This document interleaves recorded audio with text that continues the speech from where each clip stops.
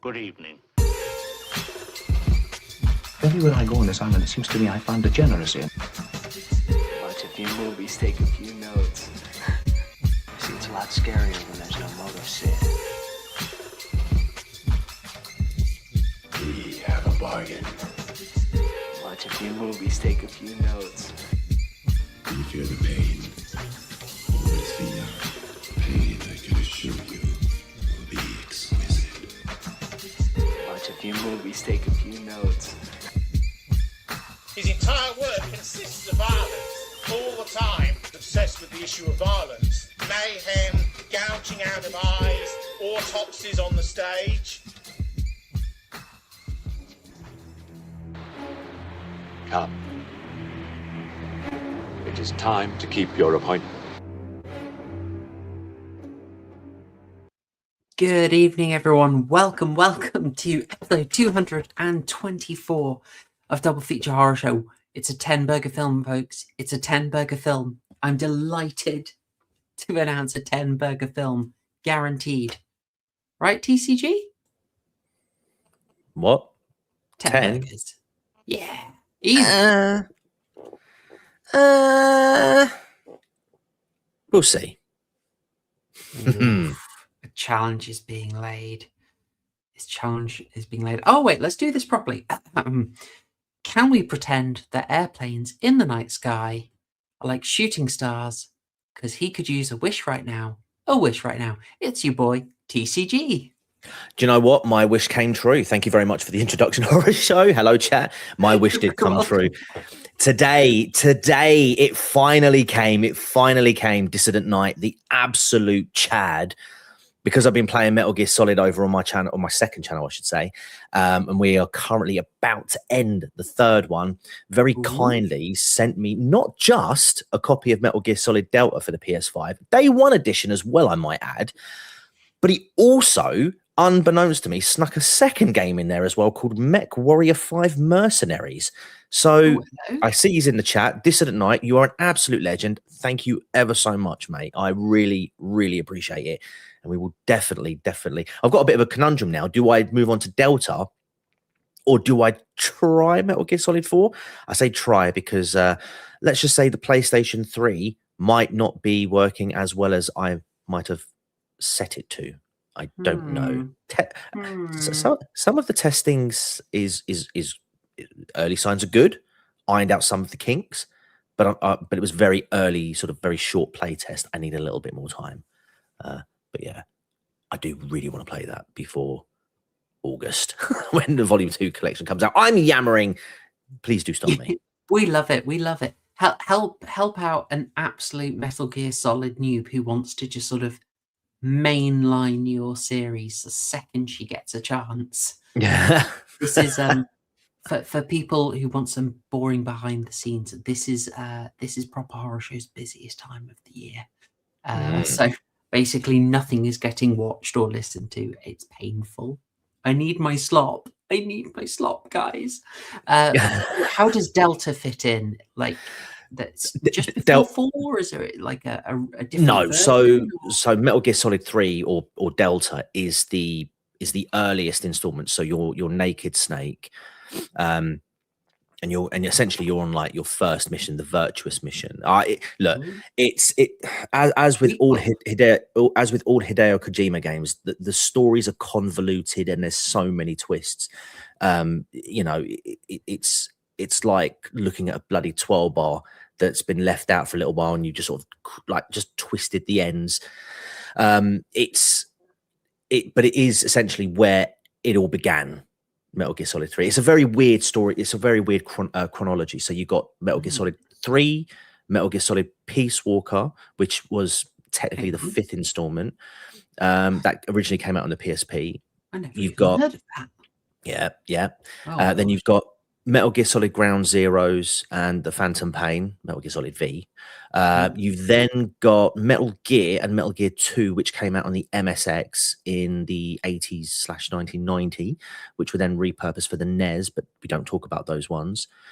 You then got Metal Gear Solid 1998, where you get the 3D PS1, and then obviously Metal Gear 2, Metal Gear Solid 2, and then Metal Gear Solid 4 is the end of that story.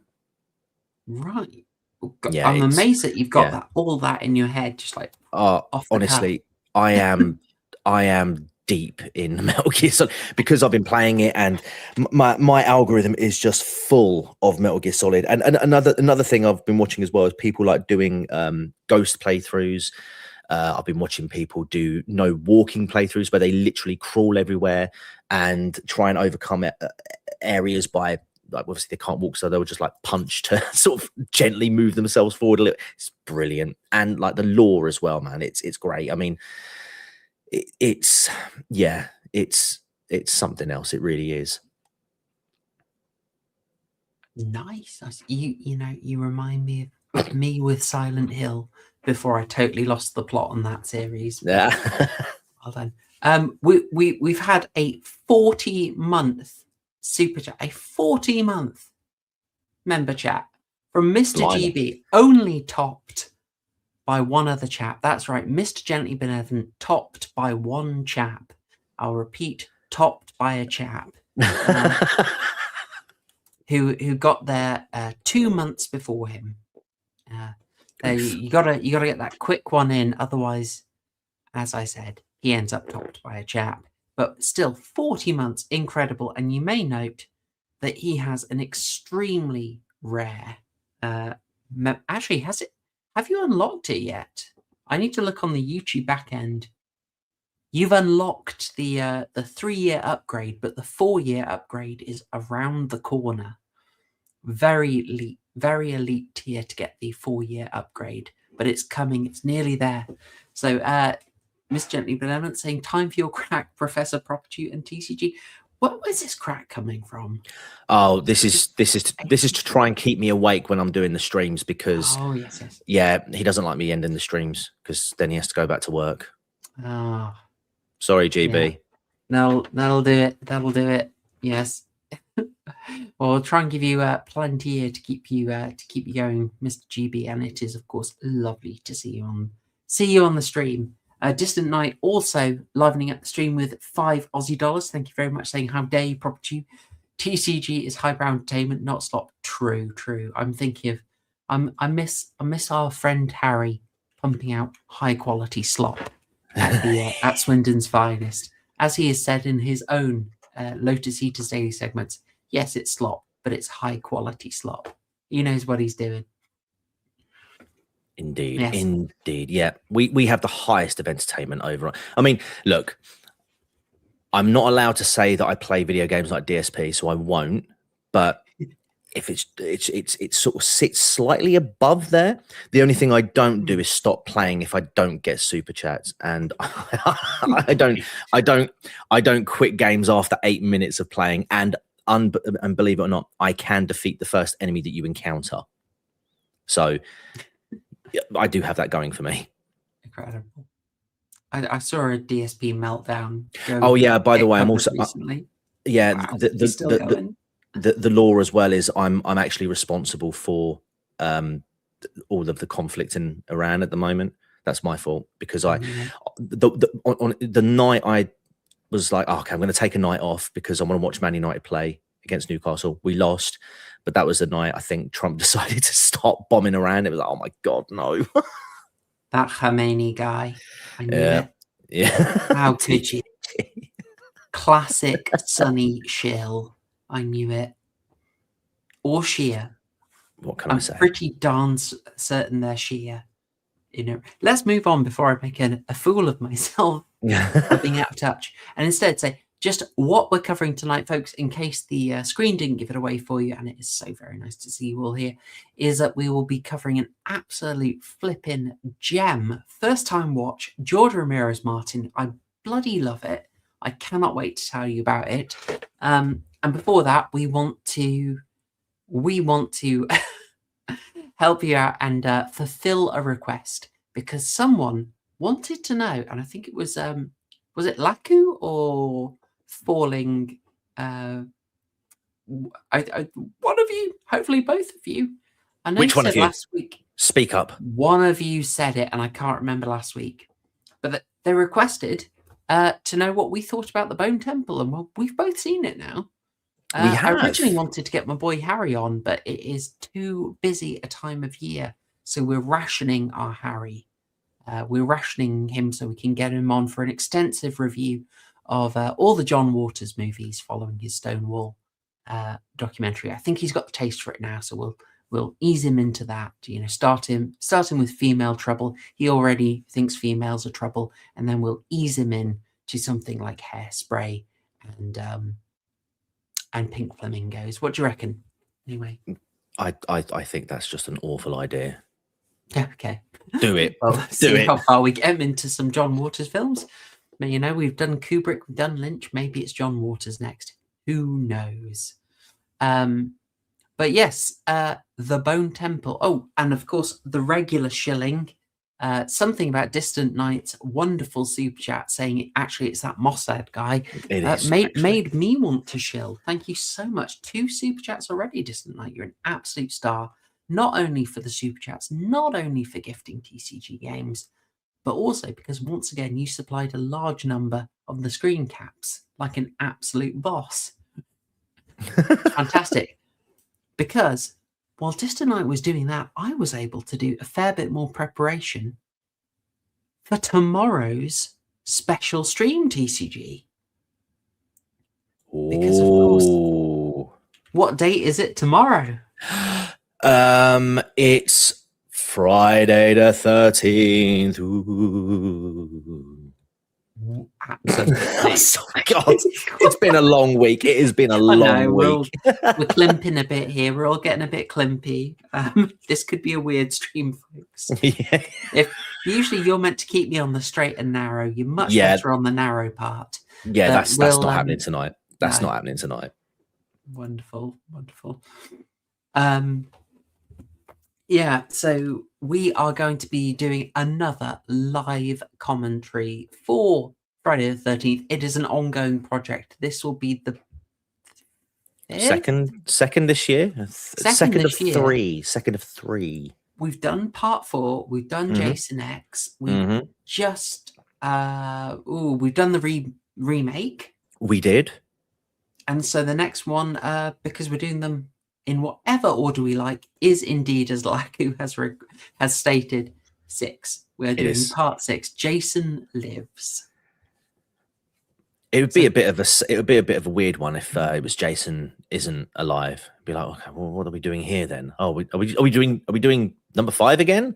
Who knows? No, he's back and back with a vengeance. Yeah, absolutely. And great lore about that. So I've been prepping for that. We will be live tomorrow. There will be a visual guide. Though of course, I expect you to merely listen to our stream whilst watching your own legal copy of the film with the volume off, as I'm sure you will all do. So yes, that is going to be live tomorrow. As for regular shilling, of course, you can support the channel via super chats and memberships, both here and on Subscribestar. And when you do that, you get to vote on what we cover. You get to nominate a film to be covered, and you get exclusive content. So please do support. And, if you don't want to throw any money my way, that's absolutely fine. But a like on the stream would be super, super appreciated. And 100 likes on a stream, I'd be very, very happy.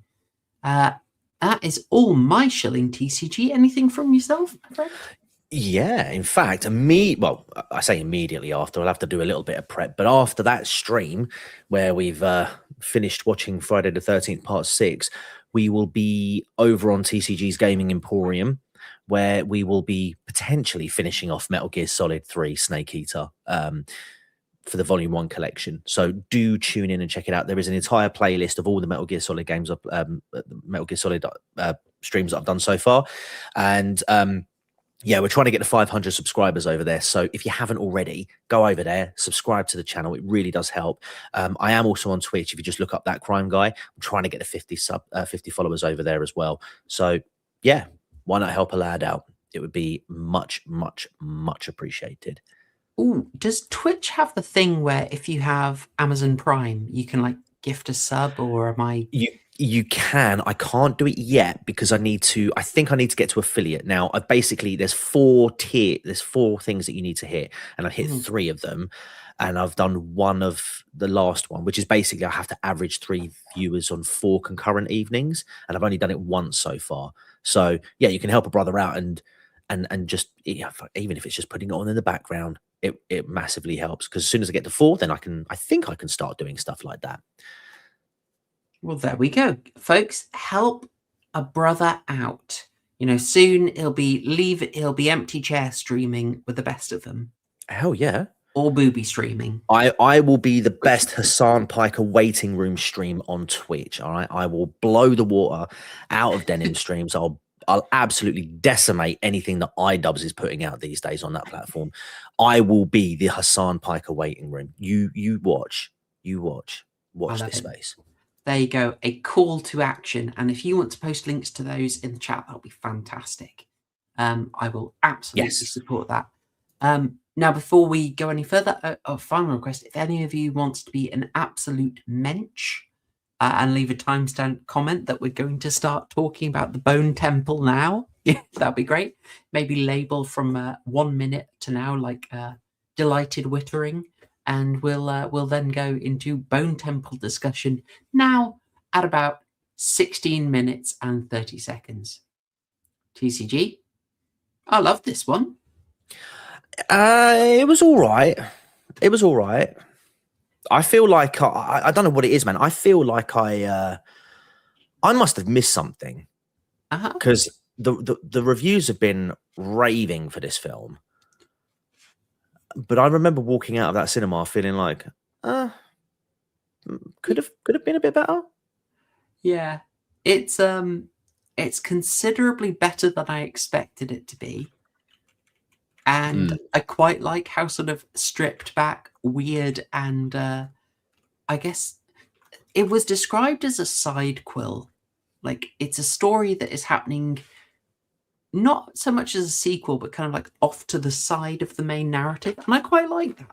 You built yourself up an interesting little world, and this is just giving you a chance to sort of explore a weird little part of it. And I really quite like that. And mostly because it was, being directed by Nia DaCosta, I think we were all quite, tentative. Yeah, we were apprehensive, I will say. I have to, I will say, that's, when it comes to that, I was actually quite satisfied that we didn't get any sort of silliness or anything like that. It did still seem quite grounded in terms of the, the universe that was being built, and the continuation of the first, I should say, of the new 3. It was good in that regard. So it didn't deviate from anything that had been sort of set up before in the previous film. But I just felt it was a bit lackluster, I'm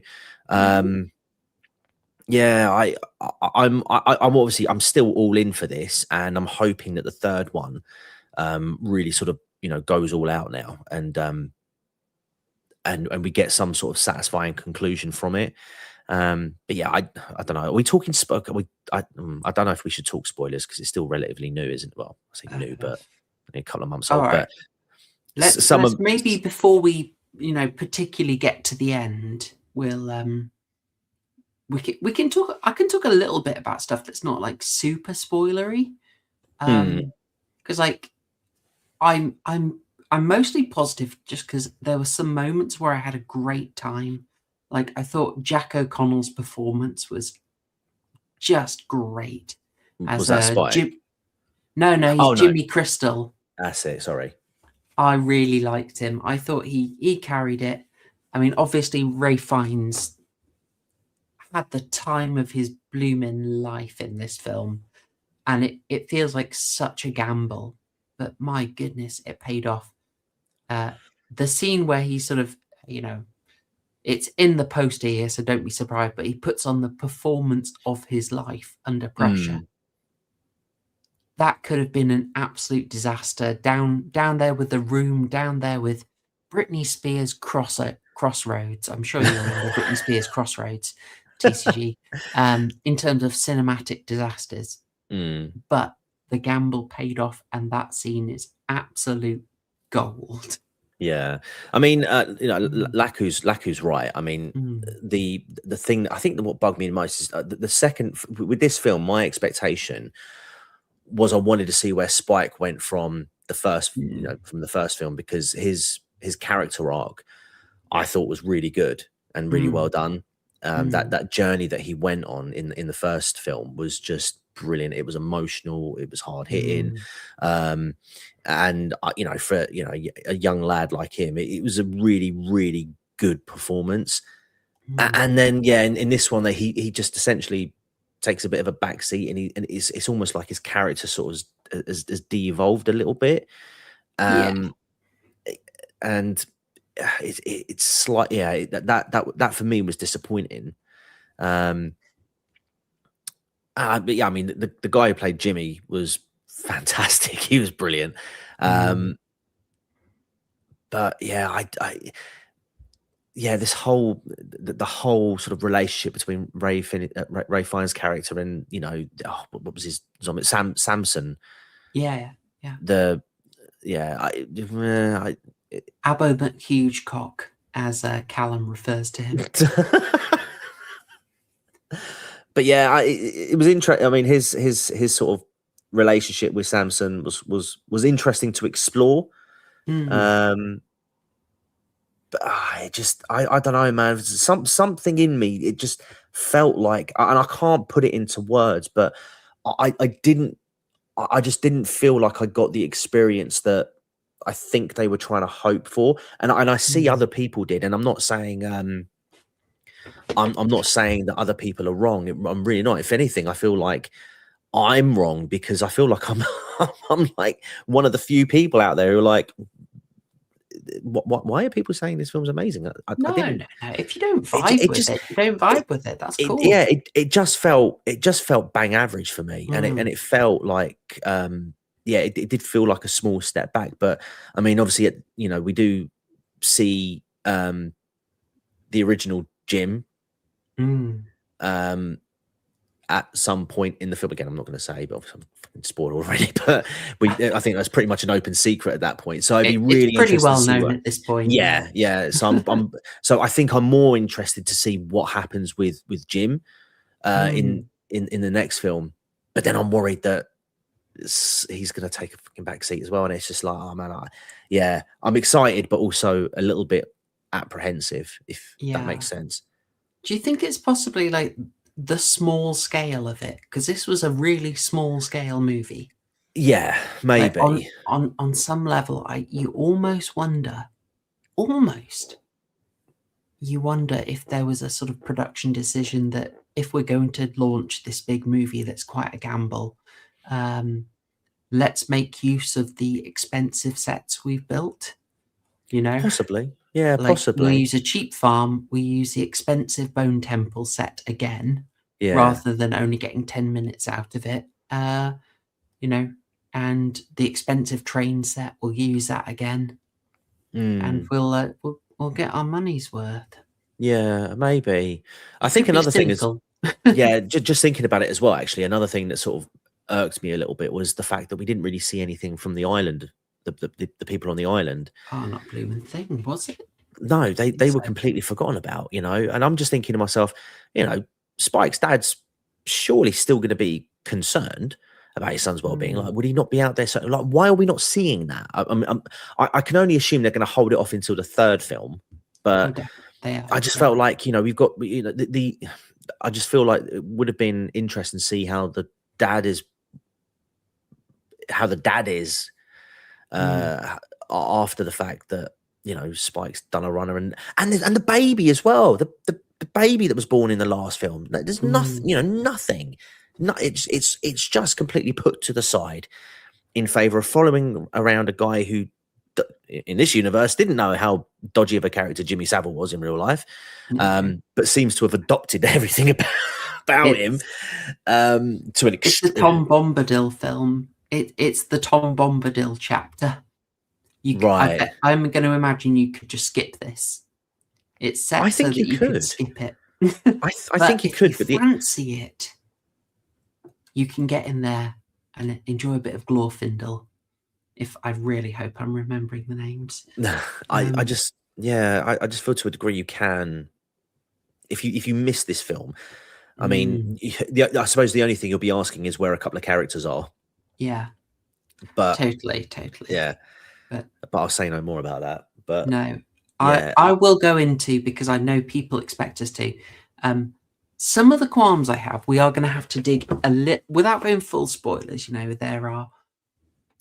We were concerned, is Nia DaCosta coming on going to mean we're going to get something extremely on the message? And that's, I think, an unfair concern. I think she is a director focusing on directing, and she'll work with the script she's got. I'm sure she has her own sympathies, but I don't feel she had a huge swing at this. However, there were some aspects of this that did make me question it, because I had my own reading of 28 Years Later as being something quite interesting to my own particular way of seeing things. But there was some aspects of this that, if one were a little paranoid, you could detect a message in. I don't know if you. I mean, Laku's on board. Laku, somehow I figured you might notice it. In short, this was something that Harry picked up on as well. We had a little discussion about it, and he spotted the same thing. And it's mostly it's in two aspects for me. One of them is the relationship between Samson and Dr. Kelson. Okay. Dr. Kelson makes a big deal of being, he says he's NHS, and he treats Samson, and he's able to make quite a difference to him. And both Harry and I got a sort of grim feeling that there was a message there that actually, guys, the massive violent savages, you just need to give them access to the NHS and make a bit more effort, and you can civilize them. And I'm like, is it paranoid, or I don't know, is it in there? Is that in there, that there just needs to be an effort to integrate them? That might sound paranoid, but there was a movie a while ago called The Girl with All the Gifts, starring Christopher Eccleston, which is one of the few times I could have got up and just kicked the TV. Because it's basically 28 Years Later, but the girl decides that actually zombies are pretty cool. Oh, God, and she just sells humanity out to be wiped out. I don't mind spoiling that film. It was one of the worst things I've seen. I was so infuriated. Yeah, I don't understand why some people try and make zombies out to be good guys. There was a Disney film, I forget the name, but I kid you not, the film essentially is an allegory for desegregation. The zombies, Elemental. Possibly, but yeah, it's like some musical thing. But zombies are allowed to go to living people's schools, and it's just a full on it's a full on allegory for desegregation. It's just like, mate, you do not know what you are saying by making the zombies out to be essentially like inserts for black people. It's like you're like, oh my lord, like Disney, what the hell are you doing? It's like they've invoked the spirit of Walt himself when they thought that idea up. It's like, Jesus Christ, what are you doing? Yeah. Oh dear. So yes, Distant Night for $5, confirming yes, even post-apocalypse, the NHS is a British deity. Yes, it can never die.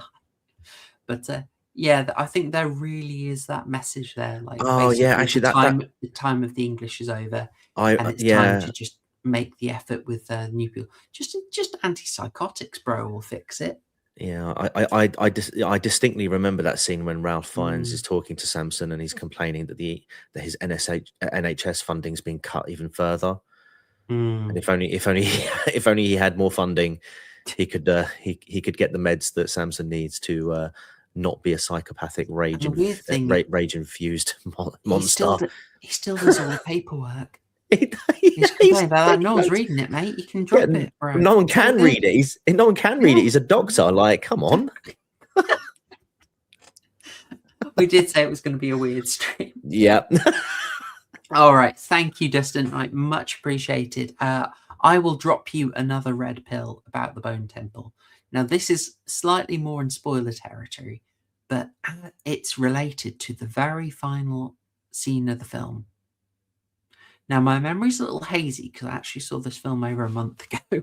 But as you know, our boy from 28 Days Later, Jim, returns, because that's kind of how movies work these days.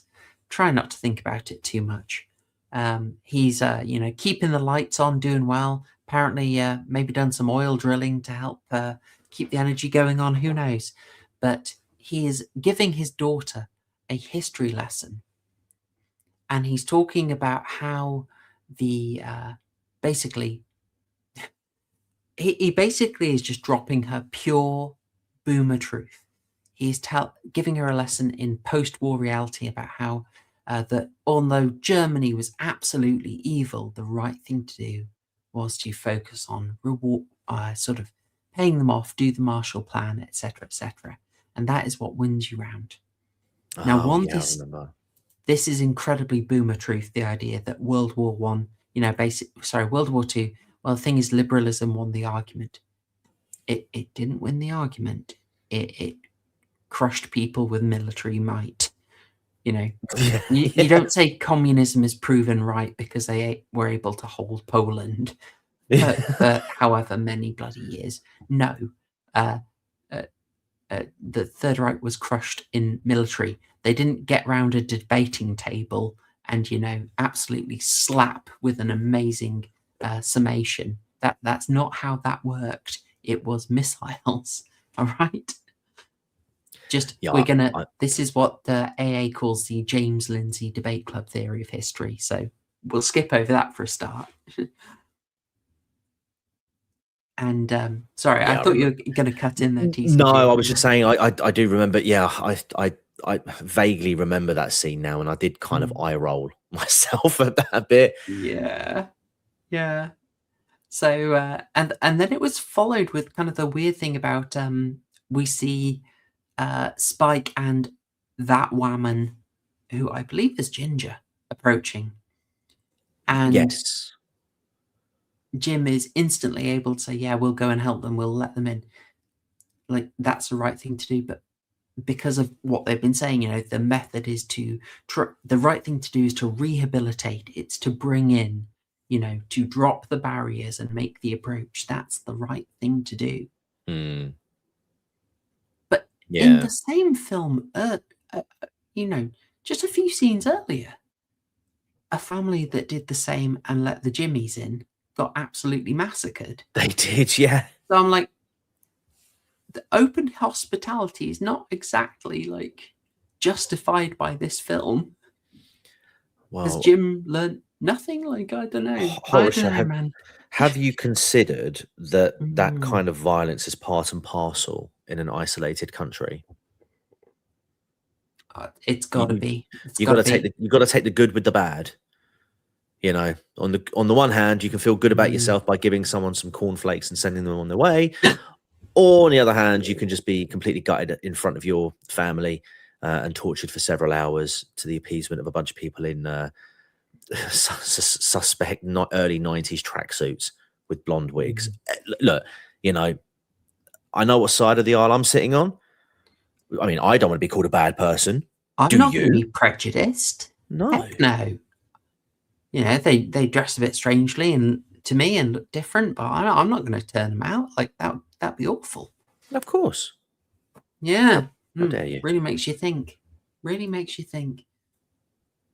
All right. So those are some of our thoughts on Bone Temple. Not the disaster that maybe we worried it would be. I think I'm clearly a bit more positive on it the new TCG, but Yeah, I might be a bit easily pleased in some yeah, cases. I'd still say go and see it, because I think Hmm. whilst I think, well, I mean, depending on what the actual final installment actually turns out to be, I think it's largely forgettable. I mean, it doesn't answer any major questions from the first one, really. It just feels like it stagnates a little bit, and I just felt like it was. I just felt like it was bang average. I'm glad I went to see it, and I had a good time watching it. But I mean, in terms of the film itself, I was like, yeah, man, it just didn't satisfy that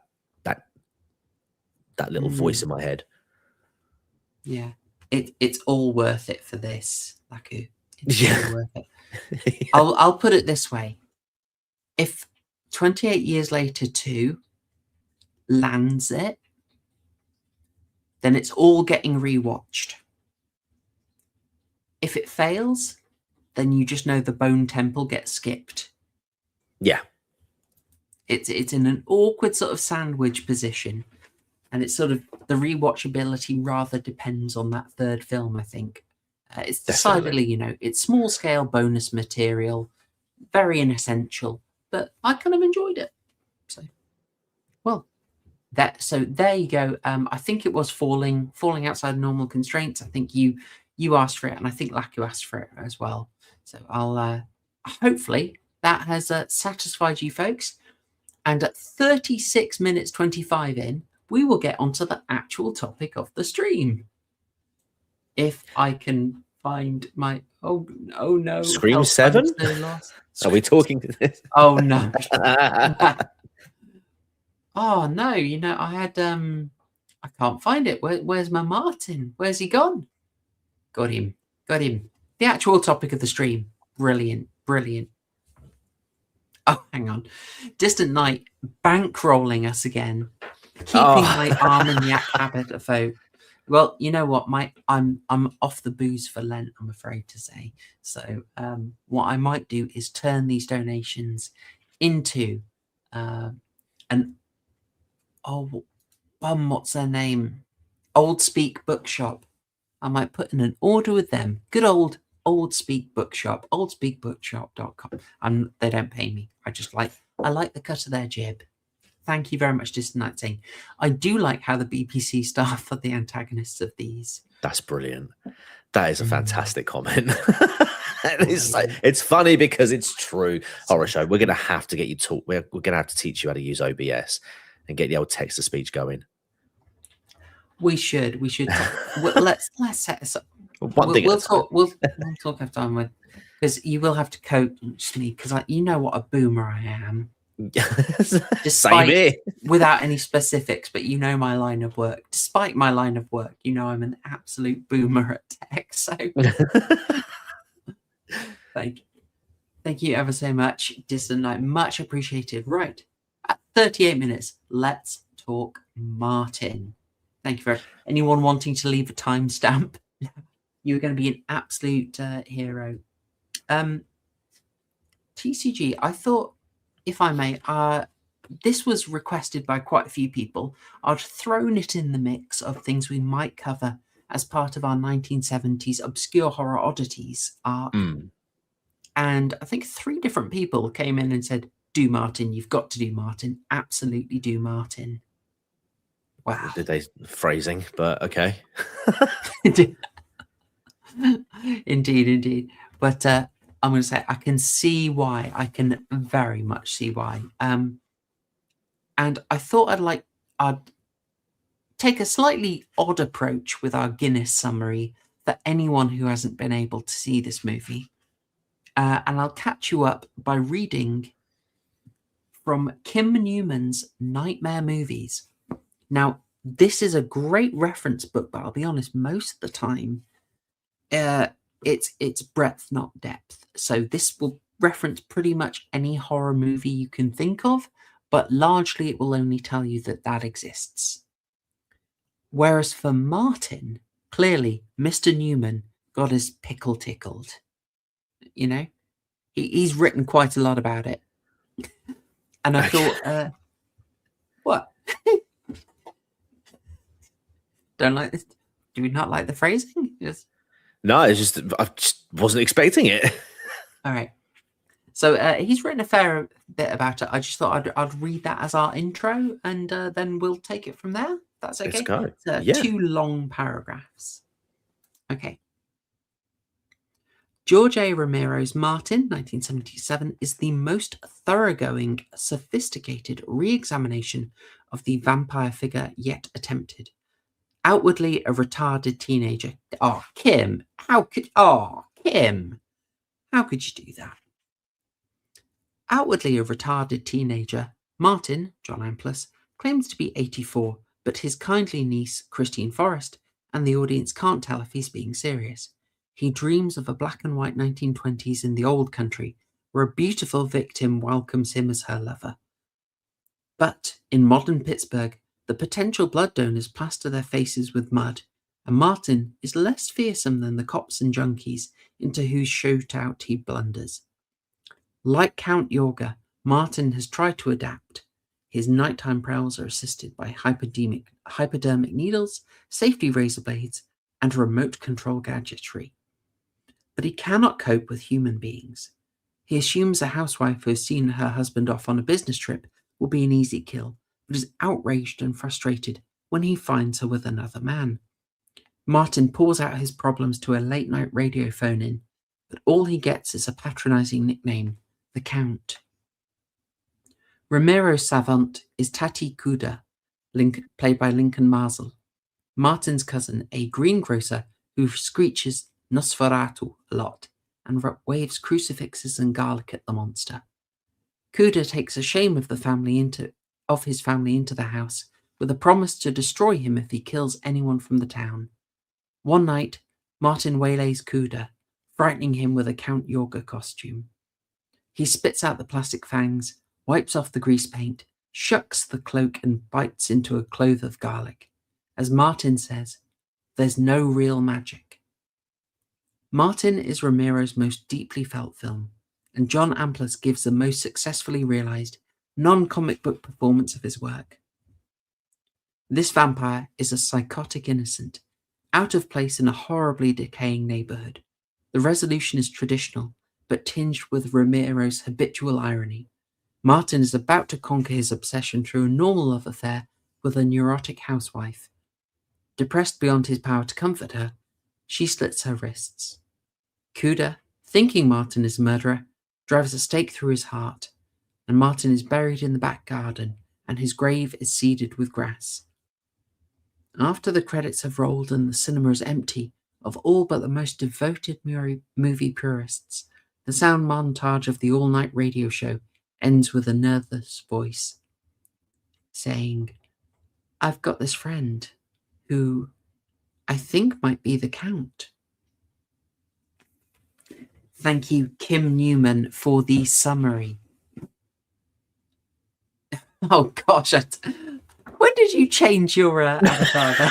You sneaky little scamp. As soon as you said the word, I was like, right, find it. Ding, ding, ding, ding. Yeah. Ding, ding, ding, ding, ding, ding, ding, ding. Uh-oh. So, Laku is right. It's a subversion of vampire mythology. It's touching on other stuff. But TCG, I've talked for an age. How did you find Martin? Is this a first-time watch for you? Oh, yeah, definitely a first-time watch for me. Yeah. Yeah. Yeah, it was all right, actually. I thought it was all right. Although, to me, it felt quite unpolished. And the ending, sort of towards the end of the film, it just felt like thing happens, next thing happens, next thing happens, end. You know, but I do feel like it was an interesting concept in that, you know, you have a guy, and not just the guy, but his, like, you know, his family as well, like, believe that that they have this like curse upon them, that some of their family will be born as Nosferatu, and, you know, they have to be essentially closely watched, and that there's this like eternal shame on the family that they have to sort of appease the devil and things like that. I thought it was a really interesting concept, and it was a bit of a change. I was kind of thinking to myself though, like, is there going to be a twist in this film where they're like, oh, actually, no, he actually is a vampire, full-on vampire, but yeah, the lore itself is extremely inaccurate. You know, that like Nosferatu isn't actually a Chad who can get any girl he wants. I hated his use of the word "sexy time." Yeah, Several times. not a fan of that. Not a fan of that. It was bad. He's an absolute autist, and there's no doubt about that. But played quite sympathetically, I think. Yeah. Oh, yeah. Although I don't hold too much sympathy for people who do sexy time after drugging women to sleep. So I don't really have that much sympathy.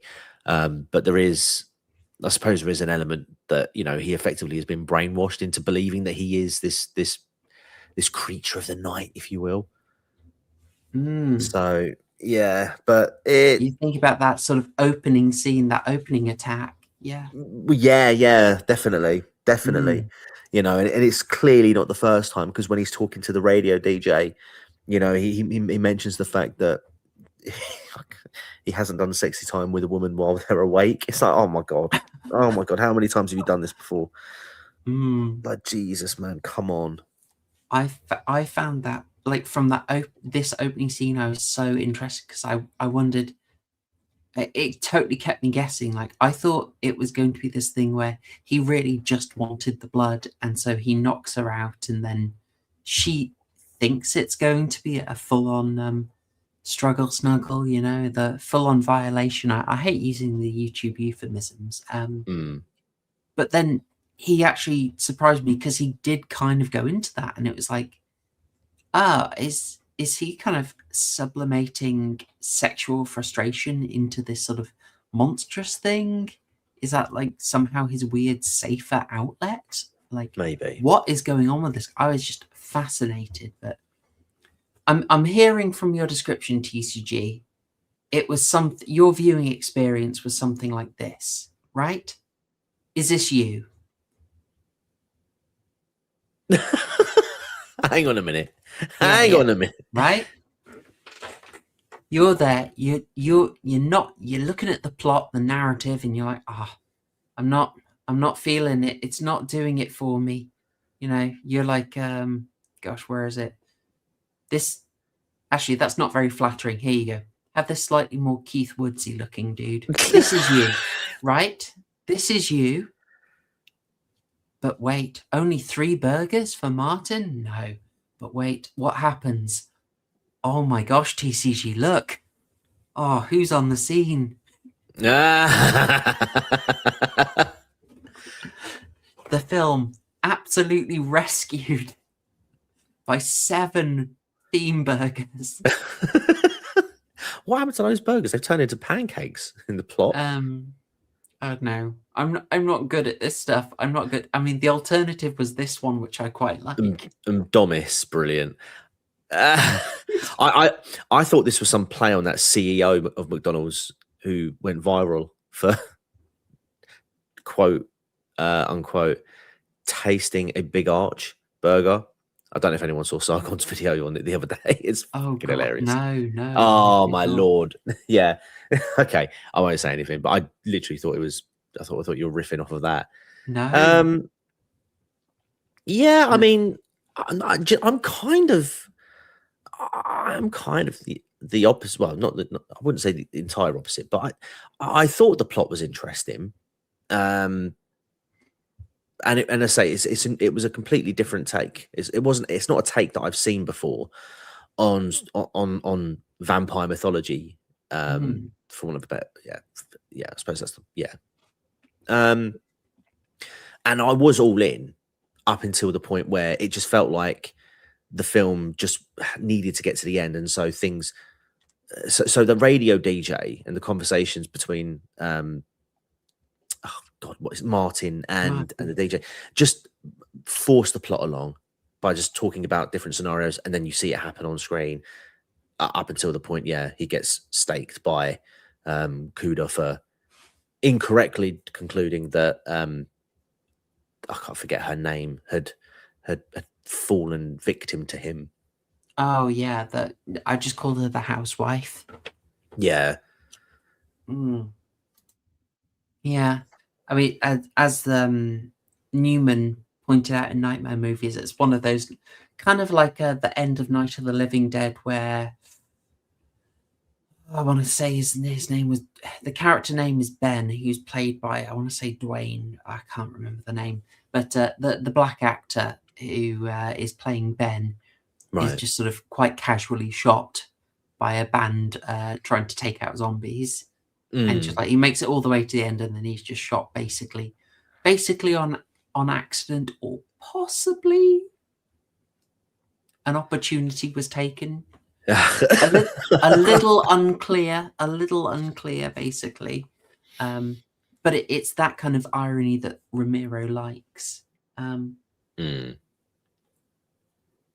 something so interesting about this, like this, obviously not high on your radar. I'd kind of heard of it because it's got a bit of a cult, but looking into this, it's quite interesting how it's helped me get a better idea of Romero's career, which I think can be quite revealing. So obviously Night of the Living Dead 68, a big hit. Now TCG, how do you like 1971's There's Always Vanilla? I've never heard of that. Curious. Neither have I, I'm afraid to say. Never seen it in my life. How about 1972 Season of the Witch? Never seen that. Me neither, weirdly enough. Okay, The Crazies I think we're probably kind of aware of because of the rather good remake. Yeah, that's that 73. There's The Amusement Park in 75. Okay. And then Martin in 77. Now, those are all before Dawn of the Dead in 1978. What I'm trying to get across is basically after Night of the Living Dead, Romero didn't have a hit. By the time, which is not quite how I understood his career. Like, I don't think he's a guy like John Carpenter or Wes Craven, who basically got a bit pigeonholed into doing horror, even though they wanted to do other stuff. I think he's a guy who actually really does like doing horror. Like, There's Always Vanilla as a romantic comedy, but literally everything else is a horror. You know, maybe Night Riders, which I know some of you degenerates in chat will enjoy. Don't pretend you don't. But yeah, otherwise he has always stuck with horror, and he's gone through quite a few since Night of the Living Dead kicked off and made a ton of money, which failed. And you know, they're obscure enough that I've never heard of them except for The Crazies. Then we get to Martin, and the time he's making that, he's $1 million in debt, which in the 70s is, you know, considerably more. Yeah. But from reading the trivia on this, it seems like actually a bit of a Chad move. Rick Rubenstein, who partnered with him on this and cameos as a cuckold. Yeah, he's the husband whose wife is cheating, sleeping with another man. Right, okay. Hey, Rick, I've got a role for you in my movie, buddy. Etc. Yeah, so he partners with it. And kind of the cool thing is Romero could have declared bankruptcy, basically, and walked away from it. But if he'd done that, basically, it sort of cuts obligations to creditors who'd funded his movies. Gotcha. And he thought that was a bit of a crappy thing to do and refused to do it. Fair enough.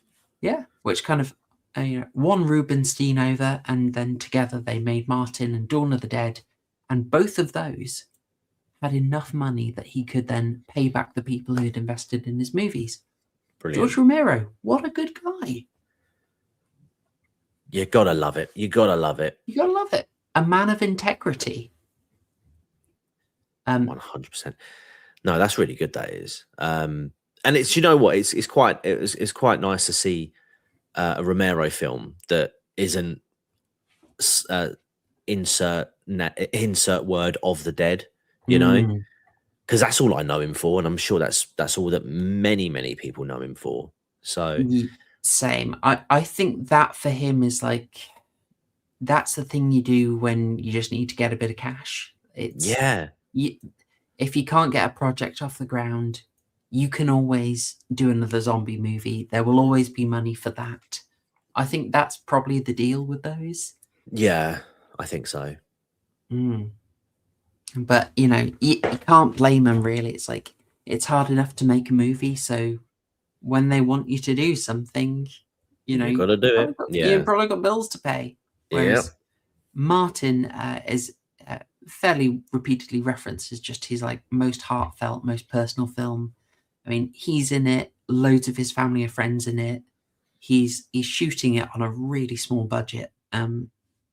They even lied about the budget and said it was over twice as expensive as it was. They made it for about $100,000. Very moderate budget now. Obviously, got to inflate from 1977, but they claimed it was made for $250,000 on the basis that it would kind of scare people off if they knew it was that cheap. Yes, John Goris, Romero did indeed cast himself as a priest. I'm going to try and get you that priest if I can find him, but I'm struggling. I'm struggling to find our priest. Oh, I've got him. There we go. Sorry, forgive me, a slightly different image size here. There's your 1977 George Romero. That's pretty fun, isn't it? Again, I don't recognise him without facial hair. Like, geez, yeah, Louise. No beard. I wouldn't have got it either. Also, a young Tom Savini. No We love way. a young Tom Savini. Oh, yeah. That is Arthur. This slightly Darren Brown looking guy. Yeah. Bloody hell. I know. Again, no facial hair. What's going on? What is going on? Yes. Can't recognize him without facial hair and a pistol in his groin. Yeah. Oh Yeah. my Lord. Wow. Okay. Big swagger. Yeah. Big swagger. Oh, I love it. Also, Coolidge cigars all the time. Yeah. Very nice. Very nice. Very Yes, big boss. Savini Very made big a good boss. Philly chud. Indeed. Yeah, so made very much on the cheap, very personal, and I'd say very ambitious. Like, this is almost an anti-horror movie in a way, going out there to really explode a lot of the myths, like to really challenge the idea of a vampire and take it in a few interesting directions. So what was your take on what exactly was going on with this deconstruction of a vampire? Because it's a film absolutely filled with ambiguity. Again, I just think it's really. I just thought it was just an overall an interesting take, and the fact that I was kind of hoping as well that there'd be some sort of twist that would actually be like, oh, actually no, like when it's when it's when, oh god, I forget his name, Kadu or Kuda, sorry, was talking to his granddaughter, and it is a line that just sort of stuck out to me when he talks about, people are satisfied with science, and we know so much, we think we know it all, but no, there's so much more out there that we don't understand, but people are just satisfied. And I'm like, oh my god, like I think we're getting set up for a twist here. And it didn't come, which was a bit disappointing, but it was still like that interesting sort of it was just that interesting concept and the idea that actually this is more of a psychological thing. I was thinking to myself when I was watching this is kind of it's kind of like Richard Trenton Chase. For those who don't know, go and check out my video on him. The Vampire of Sacramento meets and a bit of Dexter Morgan. Because he does sort of decide after a little while, like I need to feed, so I'll just go after bad guys. And the fact that he's just hiding with a syringe, just struck me with Dexter Morgan. And obviously it's the 70s, so yeah, he kind of had the Richard Trenton Chase vibes going. But yeah, I was quite intrigued by it. I was, as I said, I was all in. I was looking forward to seeing where it went. It was just a shame to me that it kind of fell apart it kind of fell apart right towards the end. And it was just thing happens, next thing happens, end. I was being like, they missed such an opportunity there. Yeah, just because you can subvert expectations, but you do need something solid in place. Yeah, and I will absolutely agree with you that narratively the pull was quite weak. You're not as directed to what is happening and why. Like, you can piece it together, but it doesn't really flow as well. It feels a fair bit more disjointed. Yeah. And that ends up, especially at the end, giving you the feeling of it's just gone into chaos and we are in the exactly as you said, and this happens, then this happens, then this happens land. And it's just a little harder to piece it. Yeah, story meanders. By the way, there is a film called Meander, which is French Canadian. Really good. I'll just throw that out there. Random recommendation for you. I get sort of why they did some of it, especially the chaos at the end. It's like Martin is going out, Bateman mode, clubbing hobos, having a good time. But then his like really small scale thing leads him directly into just like a drug shootout. And I like this. It was a much more like scaled up level of savagery and cruelty, and I think what they were doing is almost saying like the role of that vampire is gone. Like the actual threat is, in this city, this is the threat. It's drug gangs. You don't need vampires. You've got drug gangs, And it's an interesting technique, but it did feel like the narrative pull really dropped once the film got in early, after the early stage, Yeah. And you're totally right. There's ambiguity in it. I think the ambiguity of whether he's a vampire or not is a really strong pull. And the film is pushing so hard at, no, he's not at all. He's not at all. Definitely not until like the very end. Yeah. I was almost like Scream 7. Thing's definitely not the case. Thing is definitely not the case. Thing's definitely not the case. I'm still not convinced. Yeah. There's some really interesting stuff in there. I think like kind of like Romero did with zombies, where we don't really think of it now because of how dominant Romero's zombies are. Yeah. But his zombies officially implied to be called by radiation from a space satellite, and later to be entirely biological. That is a move away from what had previously been the zombies story, which was voodoo. Far more magical, far more supernatural. Yeah. And big old boomer Romero gets in there and gives you some science instead. Indeed, and I thought he was like really playing that with this sort of libtard niece. Just let me give you all the rationalism and I can picture, and it's all good. These terrible superstitions keeping you down. And Martin's like, oh man, I could cut you to pieces. It'd be so good. Yes. So true. Nods head. Plans your execution. Yeah. I think Romero knew what he was doing with that one. Definitely. It's quite interesting. Yeah. Yeah, there's loads of stuff, and I think most of the commentary on Martin focuses on that, like how it pictures the vampire, and that's always interesting stuff. Like we love I Am Legend, which did a very similar thing, and to try and make sense of the legends. In this one, you're almost torn. Is there an idea in there that basically there never were vampires? They were always people like Martin, but the legend sort of and the mythology attracted to those people. Like, he, in the sense, like, he is as genuine a vampire as you ever get. Yeah. But the mythology is there to sort of protect ourselves from like the unsanitary, unpleasant thoughts about what a human can do.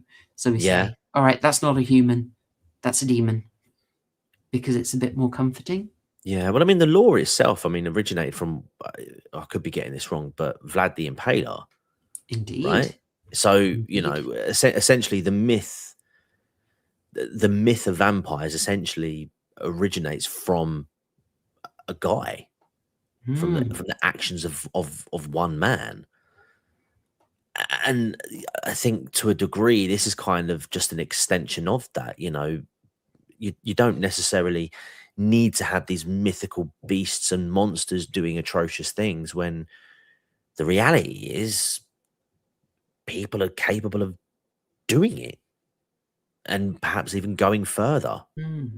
So, yeah, again, yeah, it's just for me, it's just a really interesting take. Yeah. There's an interesting clue about him and his behavior in the very start, where this book was shown, Beyond Freedom and Dignity. Mm-hmm. That's a cheeky one. That's a cheeky one. There's just enough to show that you can work it out. I'm not familiar with this book. I won't lie. No, don't worry. I didn't look up as much as I should have. So I'll hands up there, as I said. I will lean on my excuse that it is busy season round at Casa del Horror Show. But that Beyond Freedom and Dignity, I'm told, is by B.F. Skinner, Mr. B.F. Skinner. You may know him from Skinner's Pigeons, a psychological experiment that he's quite known for, mostly more from his book, The Behavior of Animals. Okay. And it was about how sort of learning and patterns imprint themselves in animals, okay? So how he would train pigeons to tap a button and get a reward. And if the pigeons, had a reliable response to tapping the button, they would get bored at a certain point. But if he made the distribution of rewards basically random and unpredictable, the pigeons just pecked and pecked forever and ever. Right?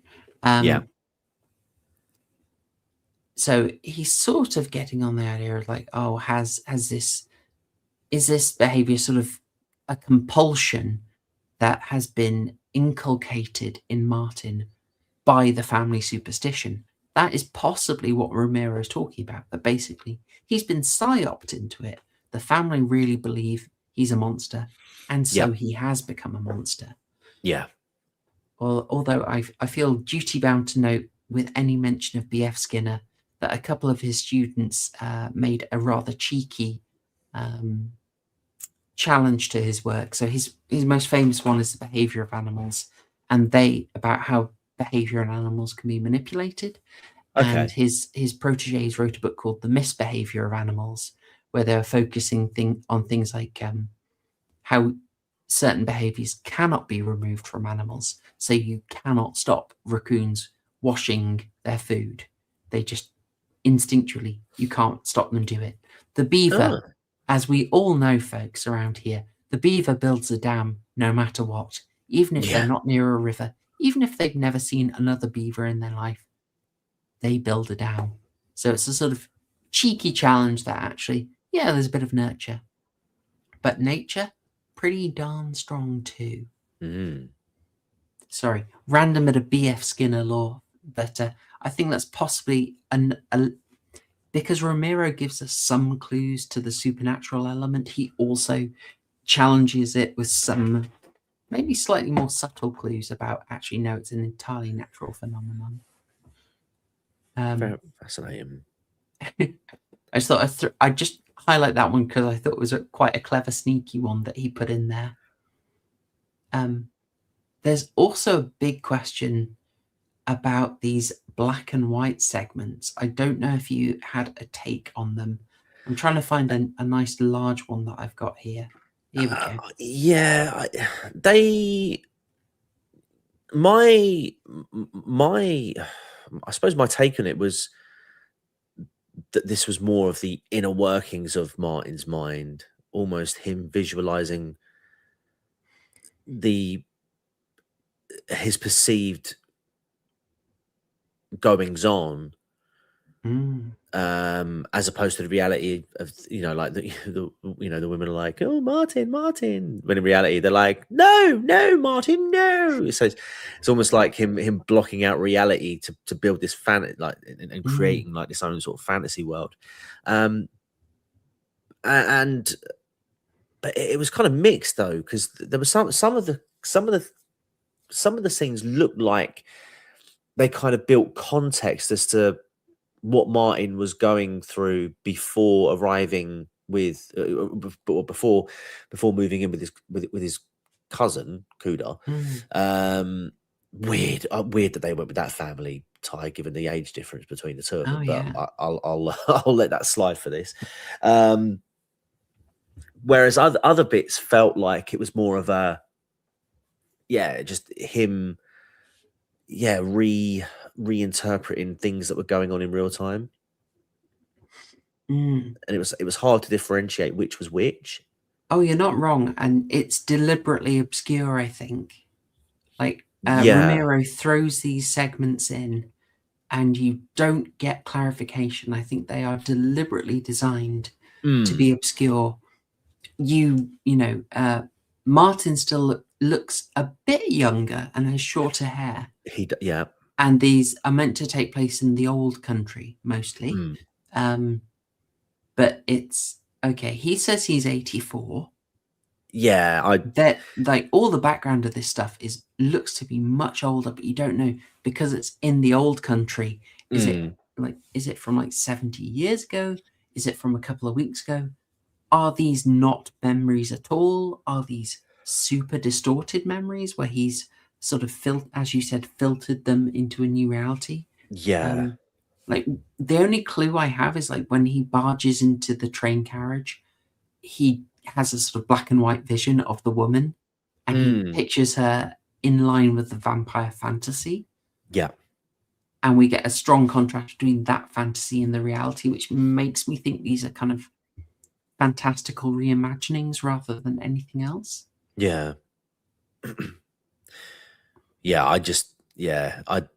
I thought it was an interesting choice from a creative angle. It's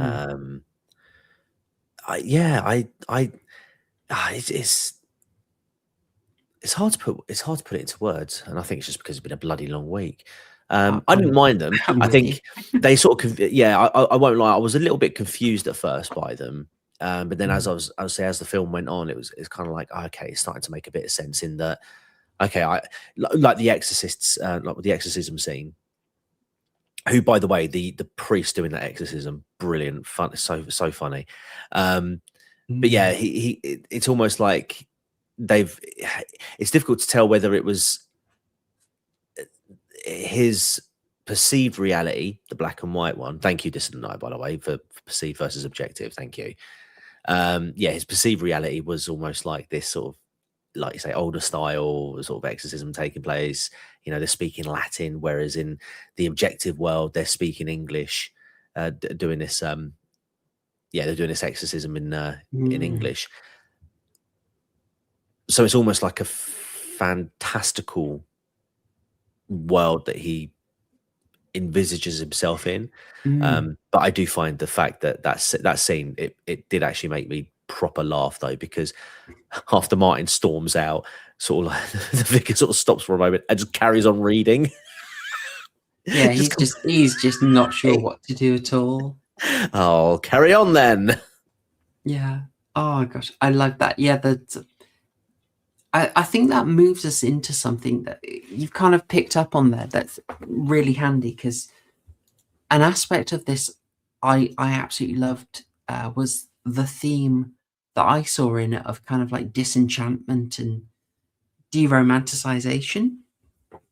So basically, obviously, I hate it when I introduce something like basically, obviously, kind of, terrible. Right, let's take this again. So essentially, basically, obviously, Martin as a vampire is like this romantic myth, right? Legendary. And we are brought down to a deconstructed version where he's, desperately lonely, telling a radio host that all the myths are true, false. They're all accoutrements to embiggen how things actually work, and his actual methodology is, crude and material. There is no magic, exactly as is in these goings down states. There is no magic. It's disenchantment. And we're met with sort of our Van Helsing figure straight off the train. Where's my dad? Where is he? The Colonel. And the Colonel. Gosh, yes. You want Colonel some chicken? Van Sanders. Yeah. He like this guy who's got a tie to the old world and the deep lore, he should be a Van Helsing figure, but he has to run a grocery store. It's disenchantment. Van Helsing's day job. Yeah, you know what I'm up to, Dr. Prepper, you know. Later we get, where is it? Oh, no. Here she is. Let's use her. This gal, the housewife, right? Mm-hmm. Mate, that glove box. Oh, yeah. What, you didn't like her glove box full of tampons? No? Oh, no. Was it just tampons? I thought there was something a bit shaky in there as well. Oh, right. That kind of thing. Oh, bit shaky, like like George Romero's Land of the Dead. One of those shake weights, Oh, shake weight. Yeah. Got it. Yeah, so I think she's there as like an exploration of the disenchantment about the housewife life. It's meant to be this romantic thing, all taken care of. Hey, you got all mod cons now, but she's sort of found herself lonely, really lonely, just getting drunk and desperate and reaching out. She's living a disenchanted life. They're also in an area that's meant to be like the up and coming, brilliant America, land of opportunity. But Pittsburgh, where they're filming, it's all going downhill. They're talking about fleeing. The people have fled the old country. Now they're having to flee here because there's just no opportunities, as his niece and Arthur, played by Tom Savini, do. That's right. Yes. So I felt, and the priest as well, the woke priest, as Laku says, there's a bit of that as well, that you have your priest you talk to who's meant to be a connection to the spiritual, but they really don't want to go much beyond that. They're very material. They've got very material concerns. This priest, played by Romero himself, gets very uncomfortable at the mention of the actual spiritual realm and religious domain. Yeah. And, I'm a regular churchgoer. Yeah, that's exactly what my priest is like. Nothing really, the idea of, say, specifics that you might use an exorcism ritual, that there might be a sort of active spiritual realm, is he wouldn't go near that. Like, he wouldn't be comfortable about that. I did. I did find that funny, the fact that you've got this priest who's supposed to be aligned with the spiritual world, or at least be able to reference it or clarify based on their beliefs, was basically just like, I'm not touching that. Why don't you speak to the older guy? He's into all of that. And yes, John, that Exorcist shout out was quite funny. It's like, you watched the Exorcist, you saw the Exorcist, and they were doing it all wrong, but I thought they were quite all right, actually. Yes, that was really good. Yeah, I mean, I found myself wondering oh yeah, it's 1977. The Exorcist has already been out, and then they directly referenced it. I was like, oh, yeah. Yeah. Yeah, and he also, weirdly, I mean, The Exorcist is a film that is trying to re-enchant the world. Like it asserts in modernity the vitality of the spiritual, whereas this is kind of lamenting the opposite. And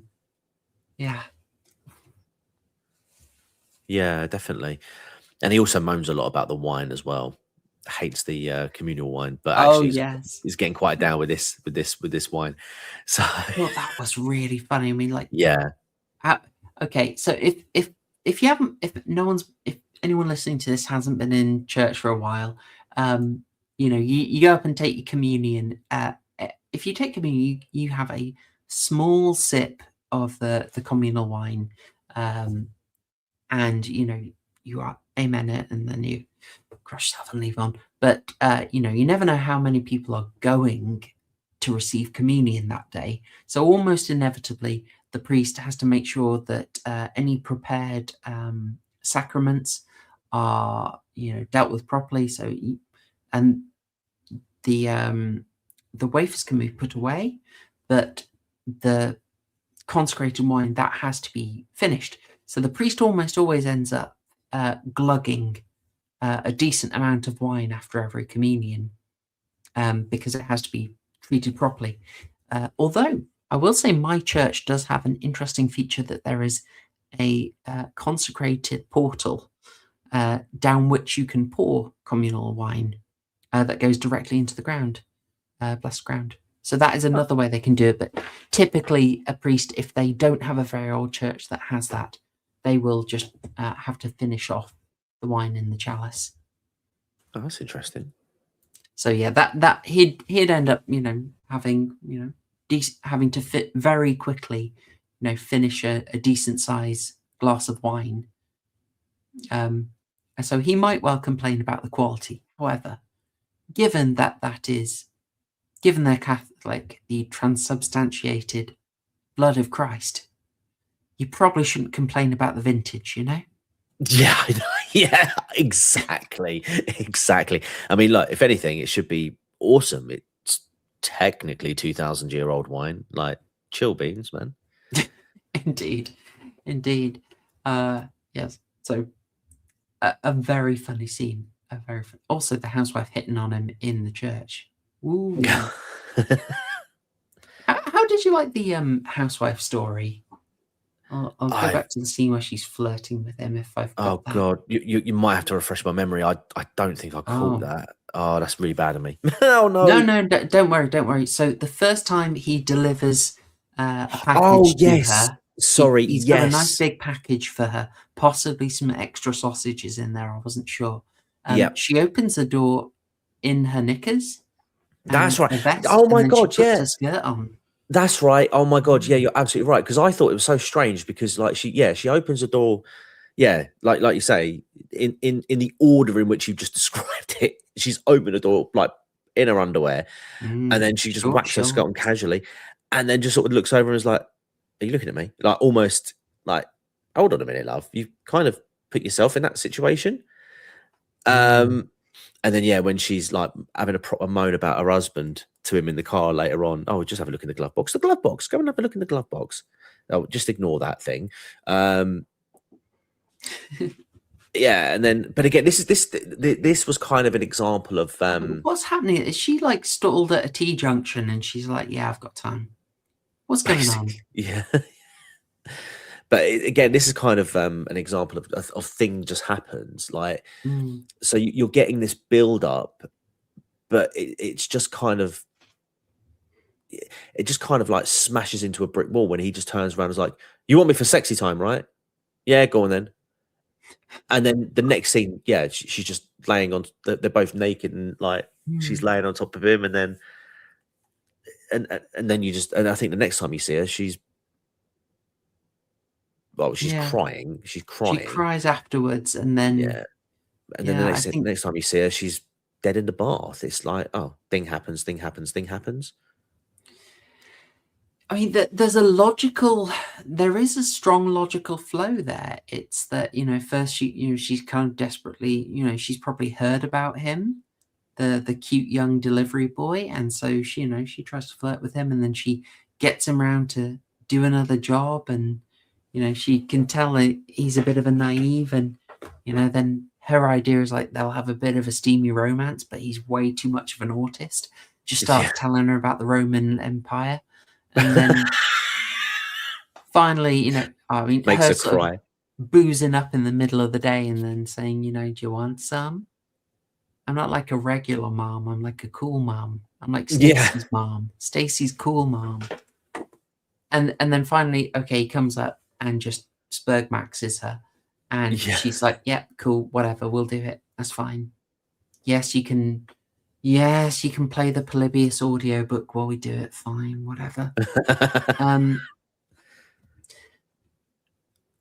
And then she is like, her desperation has meant that she's done that, but then it doesn't solve the problem. She still feels empty and just feels worse about herself. So then, yeah, she offers herself, which kind of steals from him a possible chance at redemption. So there is a through line. There is, yeah. Just the way it's delivered, yeah, makes that's it feel that it's thing, then thing, then thing. Yeah, it's purely the execution, because the build up is there, and the build up is good. Like, don't get me wrong. It just caught me so off guard when he was like, let's just like, I know why you keep bringing me here, right?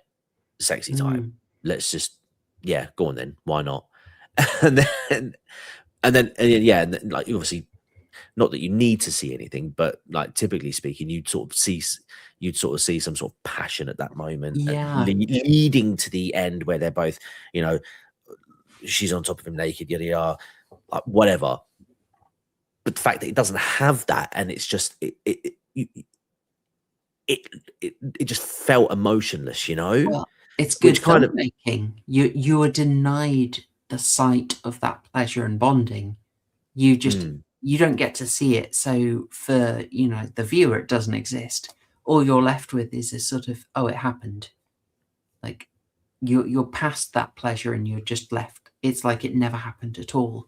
And so you're able to connect with that feeling of emptiness that she has. Yeah, I suppose, yeah. Just wait, her crying after isn't normal.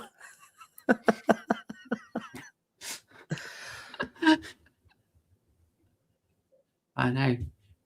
She doesn't even try and escape from the back of the Wendy's. It's very weird. Yeah, definitely.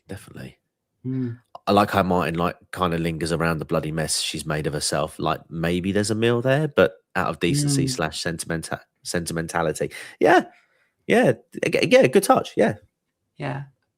You know that scene where he attacks the other housewife and she's got a big muscly toy boy there? Yes. And he ends up just feeding on the toy boy. Correct. Did he say no homo first? I think he might have uttered it. He needs to. And that was interesting as well, because he doesn't do anything to the woman. In fact, he's very reassuring, like, yeah, I was gonna like sexy time you in your sleep, but you had a geezer around, so tonight's your lucky night, love. Like, well, relatively speaking, you get to live another day.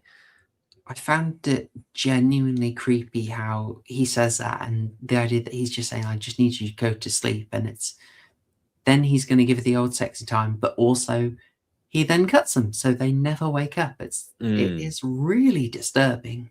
It is, yeah. That opening scene, yeah, definitely. And again, this was a time where choreography wasn't really a thing. I've spoken about it before, but it was so messy. But it's far more authentic than, you know, the modern day equivalents. And everything is just planned and choreographed to make it look as clean as possible. But that was just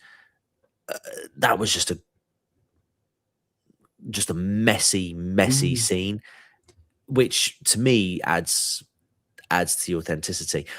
I would say, though, he might want to reconsider the choice of drug that he's administering, because that is some weak shit if it takes as long as it's taking to knock these people out. Oh, yeah. I did think that should be kicking in a fair bit quicker. I wonder where he got it from, but that's a really good point on the choreography, that they do just sort of let people struggle.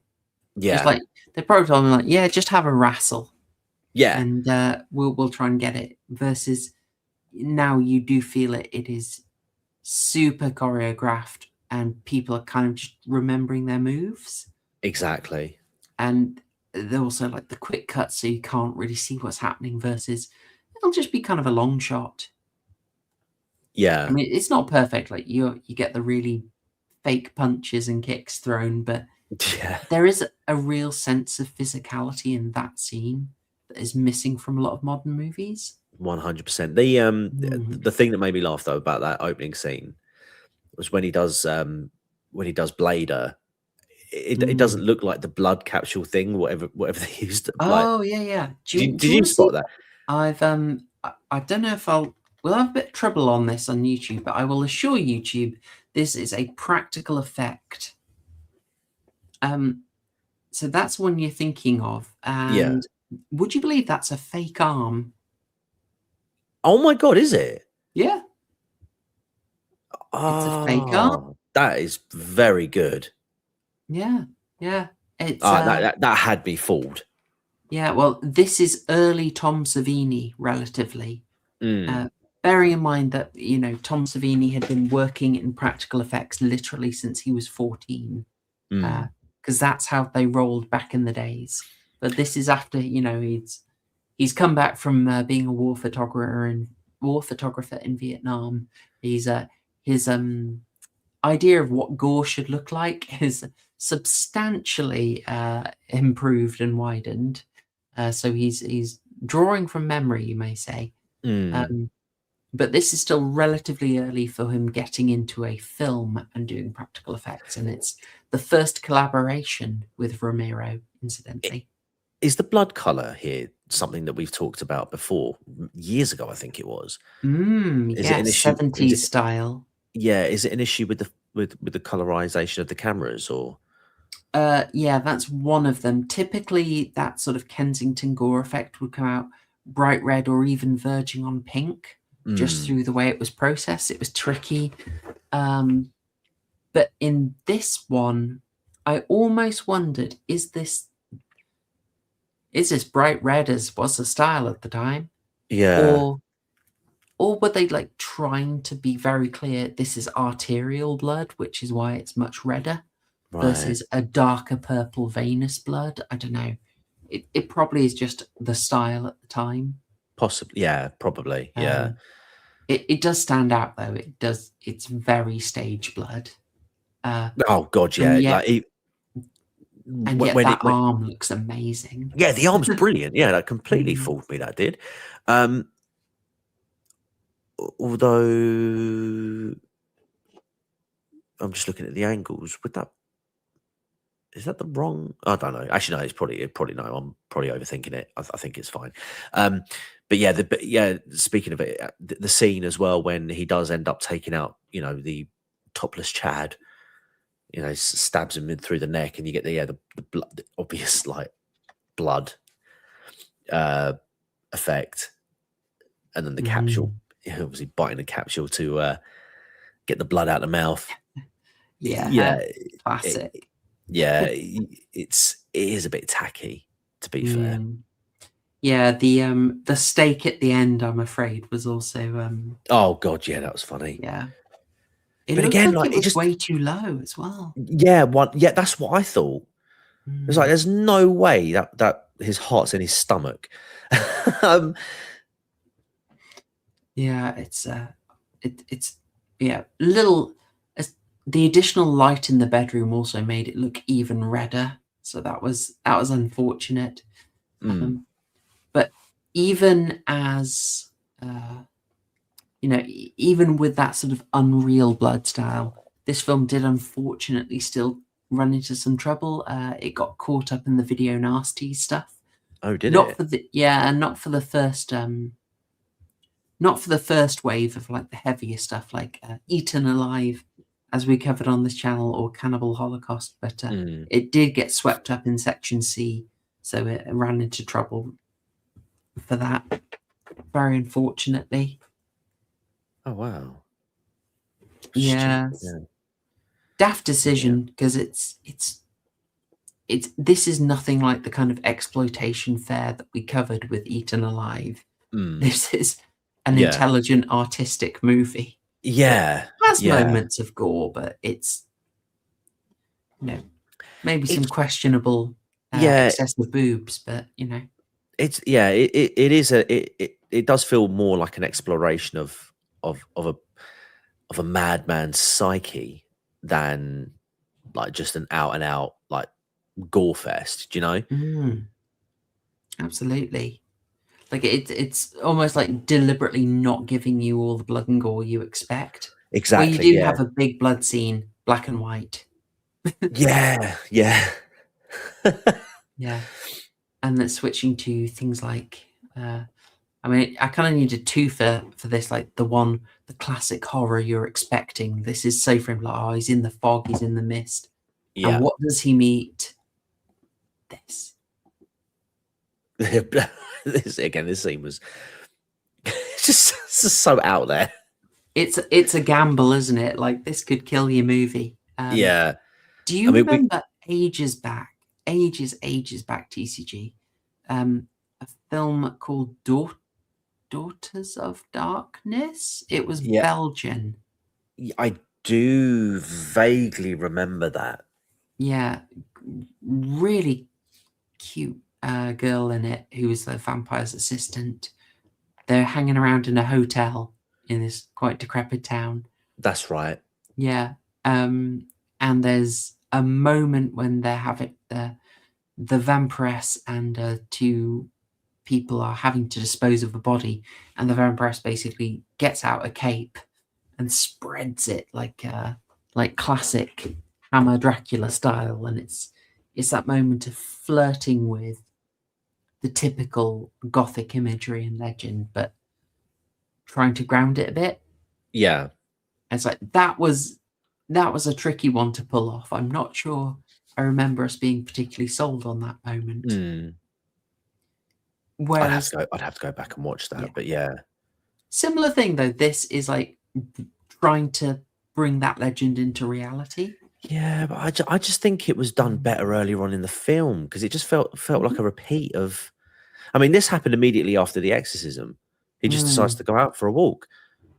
Like, okay, presumably, I know he's probably looking for mine. To be fair, but it just again, they do it better earlier on in the film when he breaks into Kuda's room. Kadu's room. Kuda, no, you got it, Kuda. Oh, Kuda. And, he's holding up the cross, the garlic's on the wall, and he just rubs his face in the garlic and grabs the cross, and he's like, it's not magic. There's no magic. My name is Martin, and I am your cousin. I thought that was much better than him just prancing around in a tacky dress up shop vampire suit. Was it Spirit Halloween? No, sorry, Party City. That's what you Americans have, isn't it? Party City. That's where you buy your stuff, I'm told. Yeah, it just didn't land. It just didn't land the same way because I felt like it was at that point. I felt like the film was just sort of jumping to bits to just get to the end. I kind of want to. I'm torn on it because I agree, but I'm wondering if I'm just falling into cinematic tropes because I expect the movie to like hold off on that and be like, keep me guessing for a while until it's like a bigger reveal that actually, Martin can touch the garlic and the cross and have no trouble. Maybe I'm just expecting this film to be more standard to the point that I might as well just have this. Whereas it feels like it's challenging me, like, you don't want this. Move away from this costume and look at something different. Reject. Revject. There's something else I highlighted. Before we go further, actually, there was a really generous super chat that I want to just go to. So thank you again in these goings down. A fan of this film, I'm taking it, saying, I met Romero. The man emanated warmth and goodness like I rarely have felt. He would have been a great priest. Underrated action director too. When you hear him talk as a priest, that is a genuine Bronx accent, by the way. Well, thank you. We wouldn't have picked up on it because we're a pair of Brit bongs. Exactly, yeah. In fact, I did worry there's quite a lot of American context we're missing out on. I can't immediately place the city as Pittsburgh, whereas I felt maybe Jarl would have been able to.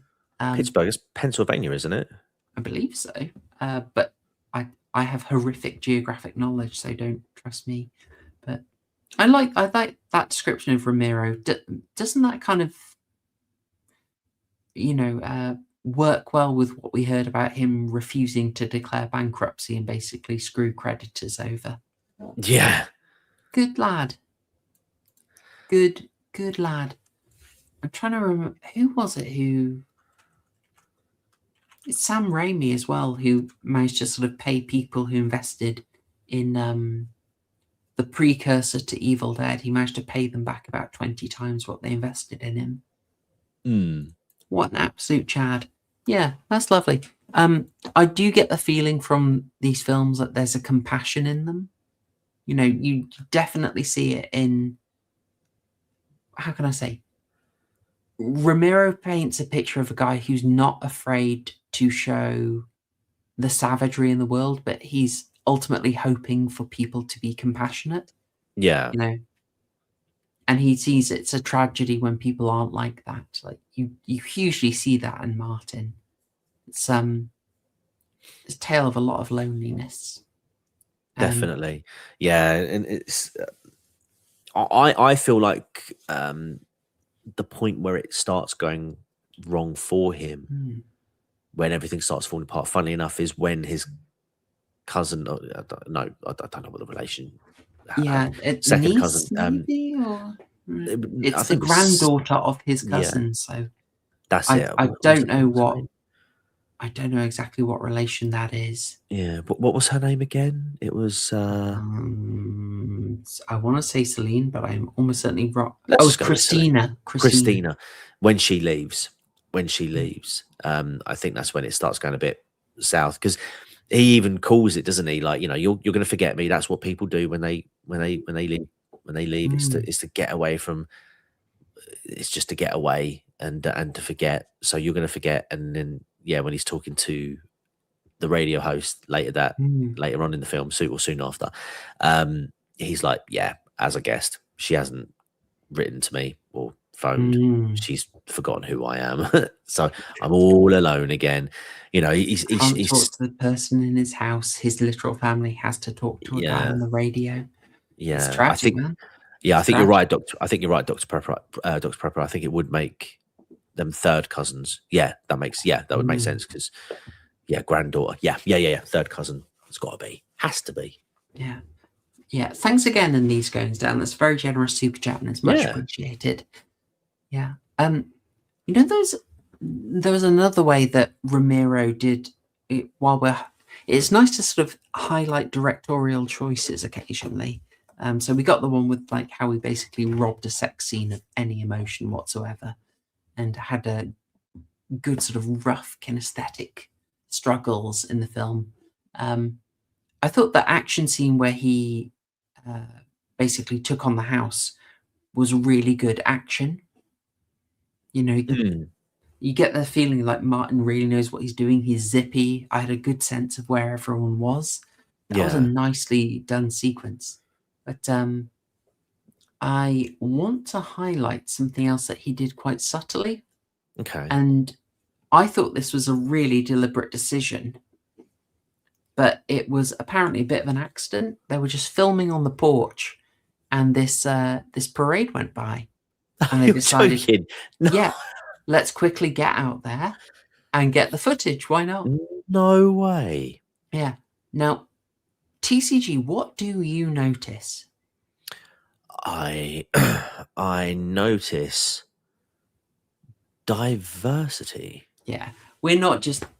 I know it's fun to play the chud on here, but yes, very diverse. What's going on here? Well, just you don't notice instantly. You focus on a marching band, and absolutely everyone there is black. But when you notice, actually, everyone in the crowd is black too, and it's just Martin out in the middle of them. Now, why is that happening? Well, it's a really good visual way of showing how much of an outsider he is. Oh yeah, It's definitely 100% stranger in a strange land. yeah, it's just, Mm. he's out there in the day, but he is really marked out from people. And this is late in the movie, basically. Christine's gone, so his housewife is gone.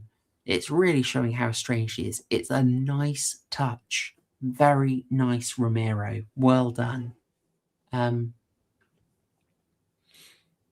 There was there was another thing I really wanted to actually. While we're on this, there is another interesting feature of it. Like some of these scenes that just made me think, why is this in the movie?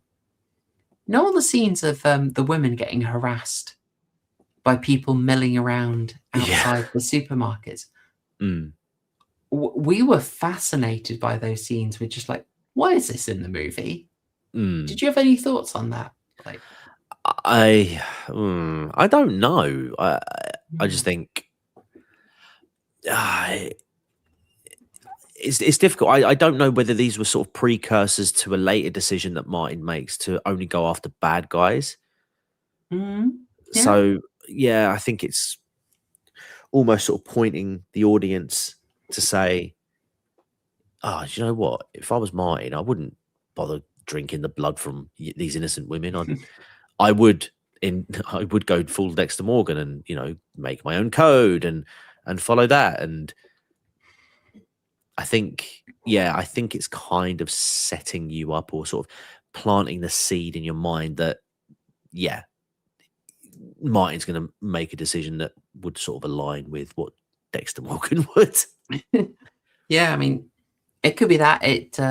I was wondering if it related to, like, there's a later shootout and the dealers are black. I wondered if it was, again, basically trying to get the idea that the vampire is an old threat, and actually these de-romanticized, crumbling cities, they have a new problem, basically. The only other thing I can possibly think of is that, like the parade, these guys just happened to be round by accident, and Romero just went, "Yeah, keep filming."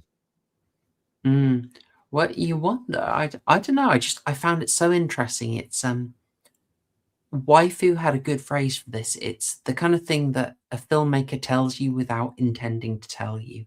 Like, there's all sorts of stuff that just ends up that no one blinks an eye at when they're making it, but just later you find that to be the most interesting thing. Like, one of the most boring examples of these commonplace is in footage. It's just like the absence of like super obese people. It just, no one intended it. Or people give the example of, say, Ben in It from 1990. He's meant to be like excessively, ludicrously fat, and now we probably wouldn't, blink an eye at him. Yeah. So they had to really supersize him in the 2017 It. Yeah. It's things like that that are just like, casually characters will be 22 and virgins, and it'll just get mentioned, and you're like, oh yeah. Whereas we'd be like, oh, you did not go to public school. Well done. Yeah. Interesting. Yeah, so it's things like that that maybe he's just shooting life as he saw it, and he wanted to capture part of what it was like in that city. I think someone actually named it Braxton. Apologies, someone did say it's Braxton, Pittsburgh. I'm sorry, I'm a Brit bong. I don't know where these people are. Braddock, Pennsylvania. Braddock. Thank you. Yeah, he's just sort of capturing it that, yeah, this is part of a city in decay, but it's just interesting he covers it twice, that the women are actually being preyed on by something totally different from Martin. He's like really out of place. Yeah. And there was one other thing I wanted to ask you about TCG. Maybe you can make sense of this. Yeah. Yeah, this was one of those. I had to tell wifey, yeah, look away, look away, look away. I had to watch the whole thing, of course. And this is another one of those. Nowadays there's scenes of the women being harassed by the guys milling around outside the supermarket that would not make it past a studio. This is another scene that would not make it past studio. So if anyone is only listening, then what we're discussing is a scene in which poultry chickens are being dispatched and processed, ready for sale. We see quite a lot of this process, and I was wondering why the hell it's in the movie. I thought it So was. I have So weak ideas, man. So I thought he was exploring alternative ways, for want of a better phrase, a food source. You know how, like, supernatural reference. So in Supernatural, they have in I think it's in season 6, I think it is. They're a group of vampires that will feed purely on like animals, like cows, Yeah, Amber Benson's in that. even Buffy the Vampire Slayer. Angel would feed on like blood from blood banks. Yes. So I think this was maybe, or I interpreted it as him searching for alternative food source, because it was very clear from Kudo, like you take the life of one person in this town, and I find out about it, you're gone. So he's trying to satiate that need in some way. So I can work at an abattoir, and when no one's looking, just whip out my straw. That's an interesting one. Yeah, I mean that it is connected to his his cousin's store. So yeah, maybe I was thinking it. Yeah. I just don't think they needed to like wring the neck of a chicken to do that. It was a bit unpleasant. I was going to say. I mean, folks know I'm more sensitive to it than others, as I do keep chickens myself, and I have never gotten the hang. I've never managed to dispatch one. I've never been able to bring myself to try, which is annoying, because if they're basically needing a put to sleep for their own good, we still have to go to replace the word chicken with children in that little bead. What? I know I should dispatch my own. Yeah, I've never felt the need to. Oh dear. Contextually. Yeah. Oh, brilliant. As you said, weird stream tonight. Yeah. Yeah, I know. I'm far too soft for it. Yeah, that's a more plot related angle.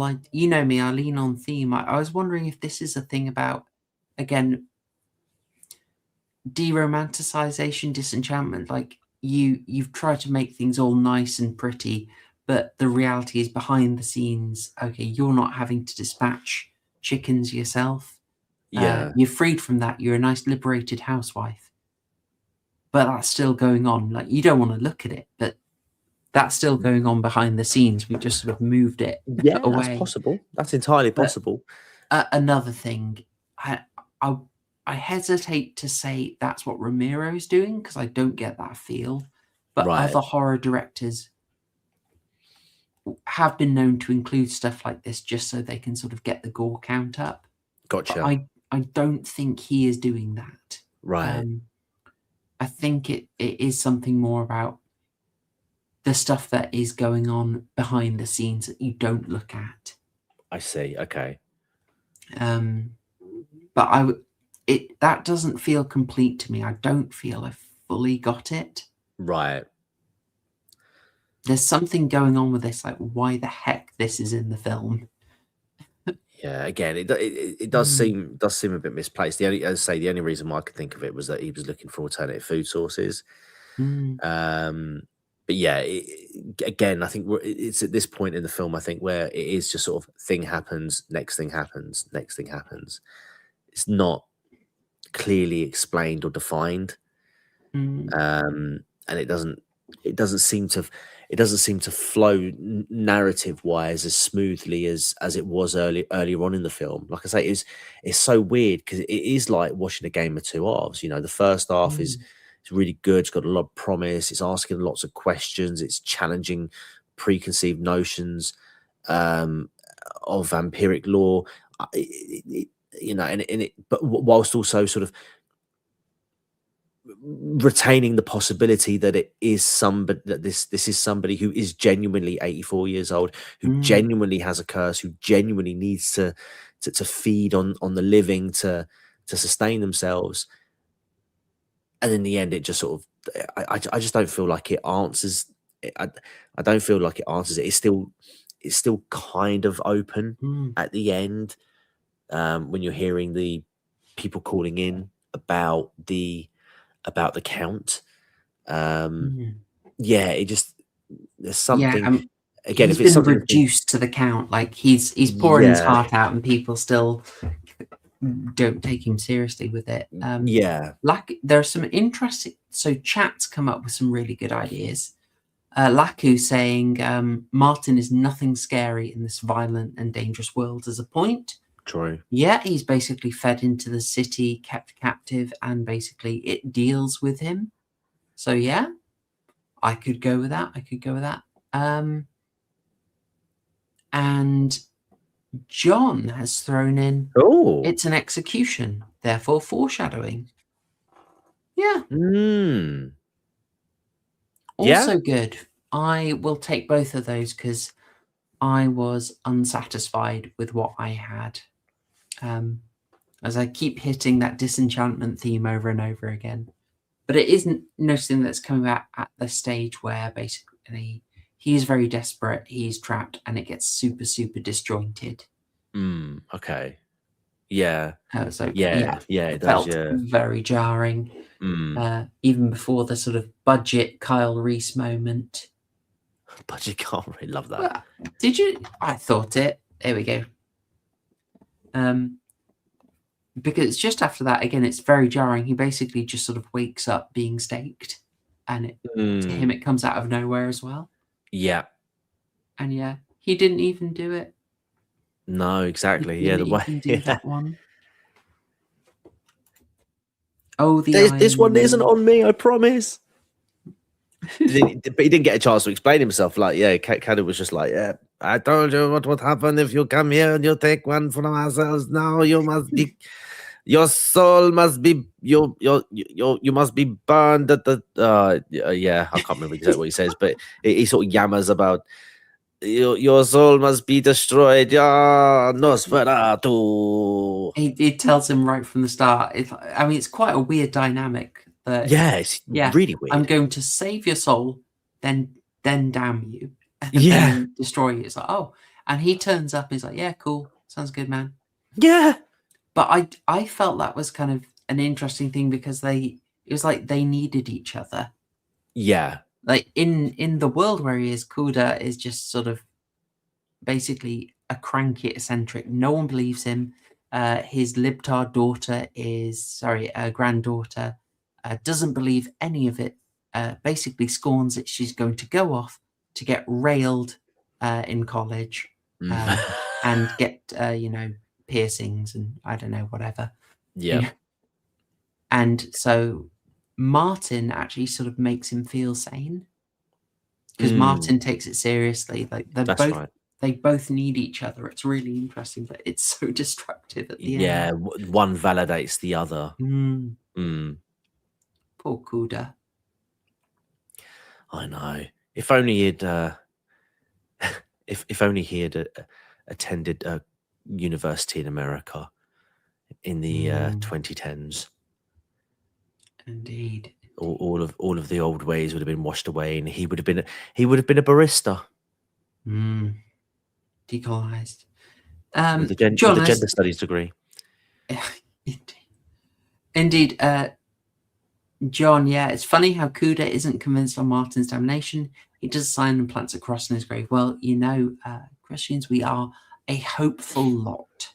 We're told not to, not to pronounce damnation on people and know it's not for us to know. So I like to think he is hoping for the best. You know, he does it somewhat mournfully and plants the ground seeds so that something can come out of it. But you know, there is that interesting little coda after CUDA, which is just someone calling in and saying, like, yeah, I've got my friend who I think might be the Count. Mm. The only hint we get. Yeah. Prank call maybe, but yes. Again, it's just it's open to interpretation, isn't it? I mean, people clearly loved hearing about the Count, so after the deromanticization and disenchantment, people craving re-enchantment. It's a cycle. Definitely. Well, TCG, that's all I had on Martin, my friend. I think was there anything else you had on this rather wonderful little film? Not from me, really. I'm happy just to dive into the scores. To be honest, I think it was. If you're happy, if you haven't got anything groovy. Else. Cool. I'm groovy, and I'll just remind you. Where are they? What's going on here? You know, just Oh, like I said, stream's broke. Is it broke? Can you still hear us, chat? Oh no. Are we? I mean, I'm seeing a continuous broadcast. Yeah, got us live. Yeah, we're still live. What's probably going to happen is that it's fine on the anyone watching on the replay, but for you wonderful people here live, you maybe had a minute of jankiness. By the way, someone asked earlier. Yes, this is very much AI. I'm terrible at it. Absolutely terrible. Oh, there's the hint that maybe the vampire thing is some kind of demonic possession. Yeah. Hence a exorcism, I guess. Once Martin was staked, maybe it passed to another. Again, that's possible because there is. I mean, they reference The Exorcist, and how did they get the demon out? Had to take it into someone else. Mm-hmm. So yeah, could be. Well, let's go for that wrap up and score, TCG. Let's go for it. Yeah, sure. So I thought So as far as Romero projects go, again, as I said earlier, I think it's really it was a bit of an eye opening to see something that wasn't a zombie related film, and I think that in terms of the idea, the story, I think it's really interesting. I thought it was a really interesting story. I think the characters were portrayed quite well. The acting was fine. I'd say the lack of choreography, I think, made it somewhat even better. Just for that sort of janky awkwardness, it felt more real. My only gripe with it is the fact that is how it ends. And the manner in which we get to the ending. But I mean, overall, I think this is well worth a watch. Absolutely. I don't think I can give it a 10 though, because like I say, it does. Unfortunately, the ending does sort of hit hard for me. But I would give it something along the lines of 8, and I do see that there are minus the burgers and the baps behind those burgers on the woman's plate. I can see 8, 9. Actually, I can see 9 of them. A 9. I'll take a 9. I'll take a 9 very happily. But I'm giving it an 8 though. I'm giving it an 8. Oh, okay. All right. Yeah. I'll take an 8. It's a strong 8. It just I think the ending needed to be refined. It just felt a little bit untidy. And it just felt like we need to get to. I think it wanted a strict runtime. We just need to get to the end. We'll just hype up the conversations or ramp up the conversations between Martin and the radio DJ just to get us there, so we can play us scene by scene. Okay, fine, fair enough. But yeah, it's funny you mentioned the runtime, and I think it's I'm extremely happy with a strong 8. I'll answer Dr. Prepper. I did indeed request that the waitress look like Christina Hendricks. I did indeed. I'm glad you picked up on that. The magic word has been said. Oh, they're out again. Oh dear. So you mentioned the runtime. This is a crisp 94 minutes, which is not bad. I mean, I didn't get the sense it was rushed. The original cut ran for 2 hours and 45 minutes. You're joking. Oh, well, that might no. explain why it feels so cut up then. Yeah, it originally had a lot more narration from Right. Martin over it, which basically I think they found that it was strong enough without it, and essential narration they kind of got in via him calling into the radio. Like that was his way of dropping all the information that he needed to. That explains so much then. But yeah, that 2 hour 45 cut, not unusual to have a first cut that massively overruns, but that, according to IMDb, was basically considered lost until 2021. Wow. It was discovered. I'll just read it out to you. It's a top bit of trivia. The original cut of the film ran for nearly 2 hours and 45 minutes. As of 2021, this version has never been screened publicly and was once considered lost until it was rediscovered through the efforts of Romero scholar Kevin Kreis and the Living Dead Museum. However, I do believe it's not bloomin' available.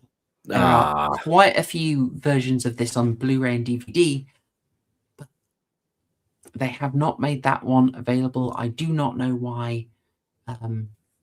It would strike me as something there would be quite a lot of interest in. This is a very cult movie, but yeah, I'm sure people will be interested, although I suspect like the sort of 4.5 hour versions of the average David Lynch movie, it's better if directors get tamed, Yeah, it's usually better, they love their films a bit too much and it requires a mean editor to come and get it better. So anyway, right, closing thoughts and scores. You know me, I am a sucker for theme, and this was packed with it. I'm also a sucker for novelty, and this was extremely novel. But I don't want to give it points just for that. Genuinely, I found this a moving, highly relatable story about alienation and disenchantment in modernity. I'm basically struggling to just exist in this world. Yeah, I feel it. I feel for Martin.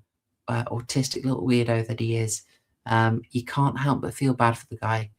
His story is very heartfelt and affecting. Even given that it is an uneven movie, possibly due to being cut down so much. And as we said many a time, the flow is tricky. Even if there is a point to it becoming disjointed, it doesn't make it the best experience. And I do have to dock points for that, but I am still, because I was absolutely fascinated throughout this movie, and will definitely want to rewatch it and try and make more sense of it and pick up on little details. This is a 10. It's not an 11. It's not an 11, but it's a 10. It moves along quite zippily. It just becomes very disjointed towards the end. So even though it ends quite well and I was fascinated by it, the best I can do is 10 lovely, juicy burgers with unexpected bats and suspiciously red ketchup, but nevertheless a strong one. I mean, you with a strong 8, you are very in line. Laku has gone for an 8. We've got a 9 from Dr. Prepper. And this is doing pretty well. And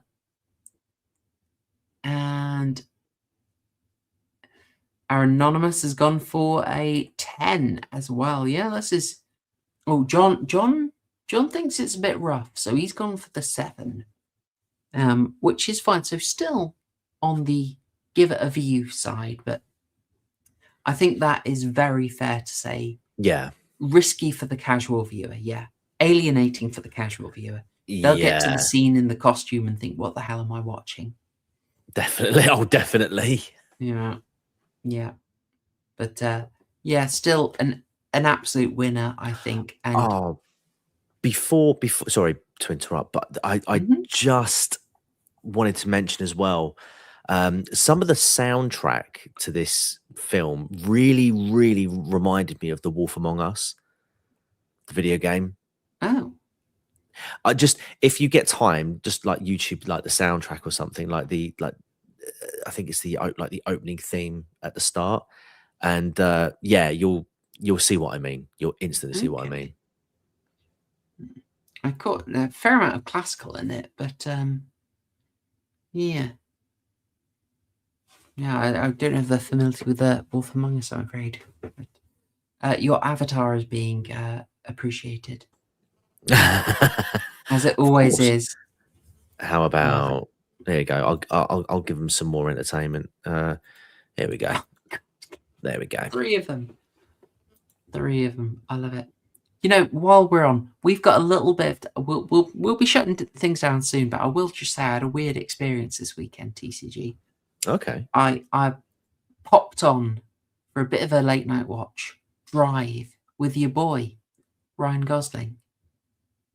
And nice. It was on Amazon for free. Great film. Not seen it in ages. I thought, I'll give that a rewatch. Who's in that? It's only Christina Hendricks. Yeah, nice. That swung it for me. I'll go and see Christina Hendricks in a movie, sure. But on Prime, they have redone all the music. I think it's like a rights-ish, but you know, the iconic real human being. Yeah, gone. Oh, no way. Yeah, just some Zane Lowe guy has redone every bit of music in there. So all the tunes that you associate with it, gone. It's like Metal Gear Solid Twin Snakes. The soundtrack, all of the iconic soundtracks to that game were replaced with new music that just did not hit as well or really match the themes or the levels that the game takes place in. Oh, mate. Yeah, they shouldn't. You don't realize how much you've attached the music to the film until it's switched out, and you're like, "Hang on, what the heck is wrong?" Exactly. This is weird. Like everything felt weird. You know, it totally threw me off. I could not enjoy the movie. I was so distracted by the music. It totally changed the vibe of it. So. Is this just going to happen more and more, TCG, that your movie is just going to find itself stuff swapped out? I imagine so. I mean, it happens in video games anyway. I mean, I know that GTA Vice City, when they did the definitive edition, had a lot of its music, and I think San Andreas as well, that they had a lot of the music switched out and replaced from the original version because of licensing issues. Because those licenses had expired for certain songs. So yeah. Got to get it on physical media or by similar methods, guys. Because seriously, I'm just saying, it's maybe a bit of an old theme, but seriously, get yourself your own copy, because you never know what will get snipped out. Exactly. Yeah. Precisely. Yeah. Well, with that said, TCG, we've done pretty well. I think it's horror homework time. Horror homework. Oh God, what's on the list? TCG, do you remember what's on the list? I don't remember what's on the list. I don't remember, no. Okay, hang on. I'm casting my mind back. We talked what became of Jack and Jill. I'm sorry, guys. It's been a big week. What became of Jack and Jill was last week. We've covered Martin tonight. So the next up is Messiah of Evil. There you go. I remember. It's Messiah of Evil. That's what we're doing. That was requested. I'm very sorry. I cannot remember who requested it. It was 2 people who are friends of the channel. I believe Paul W was one of them. That's it. I switched it over to this at their request. There you go. Messiah of Evil, 1974. That is your horror homework. It is another cult favorite in this hour arc, looking at obscure 70s horror oddities. And we are blessed with another super chat from Distant Night, who was not able to rate the film because he passed out in, I assume, a drunken stupor while down under. Distant Night. So can't rate, but you're a sleepy boy and passed out. Well, hopefully persuade you to finish it. I'm not gonna lie, I had to watch it in 2 parts because I was shattered. So you're in good company there. You can finish it, man. You can do it. Right. So you have had your review of Martin. We bloomin' loved it. You have got an AI monstrosity in front of you. You've got your horror homework, which is Messiah of Evil from 1974. And you know that tomorrow night, TCG and I are going to be doing a live commentary for Friday the 13th, part 6. So I believe that is everything. Oh, and you've also got a link to TCG's Gaming Emporium. Go and subscribe. Which you should go and sub to, because he's doing that. It sounds like the entire Metal Gear Solid series. I think also on Twitch, right? On Twitch. On Twitch, yeah. I'll put the link in there as well if you prefer to use Twitch. At the moment, Twitch is very, very, very good to watch me there because it gets those numbers up. And I hit, as I say, if I get the average viewers to 3 for another 3 streams, then I can go affiliate, which is a huge thing for Twitch. So yes, go and support me. I'm begging you. I'm begging you, but I won't DSP you. I promise. I won't just stop or change midway through. Yes, you can trust him not to do that. Oh, brilliant. Yes, go help a brother out. Well, thank you, TCG. It has been a real pleasure tonight. I love it when we're like, got a hyped movie. I love it. Yeah, definitely. Definitely.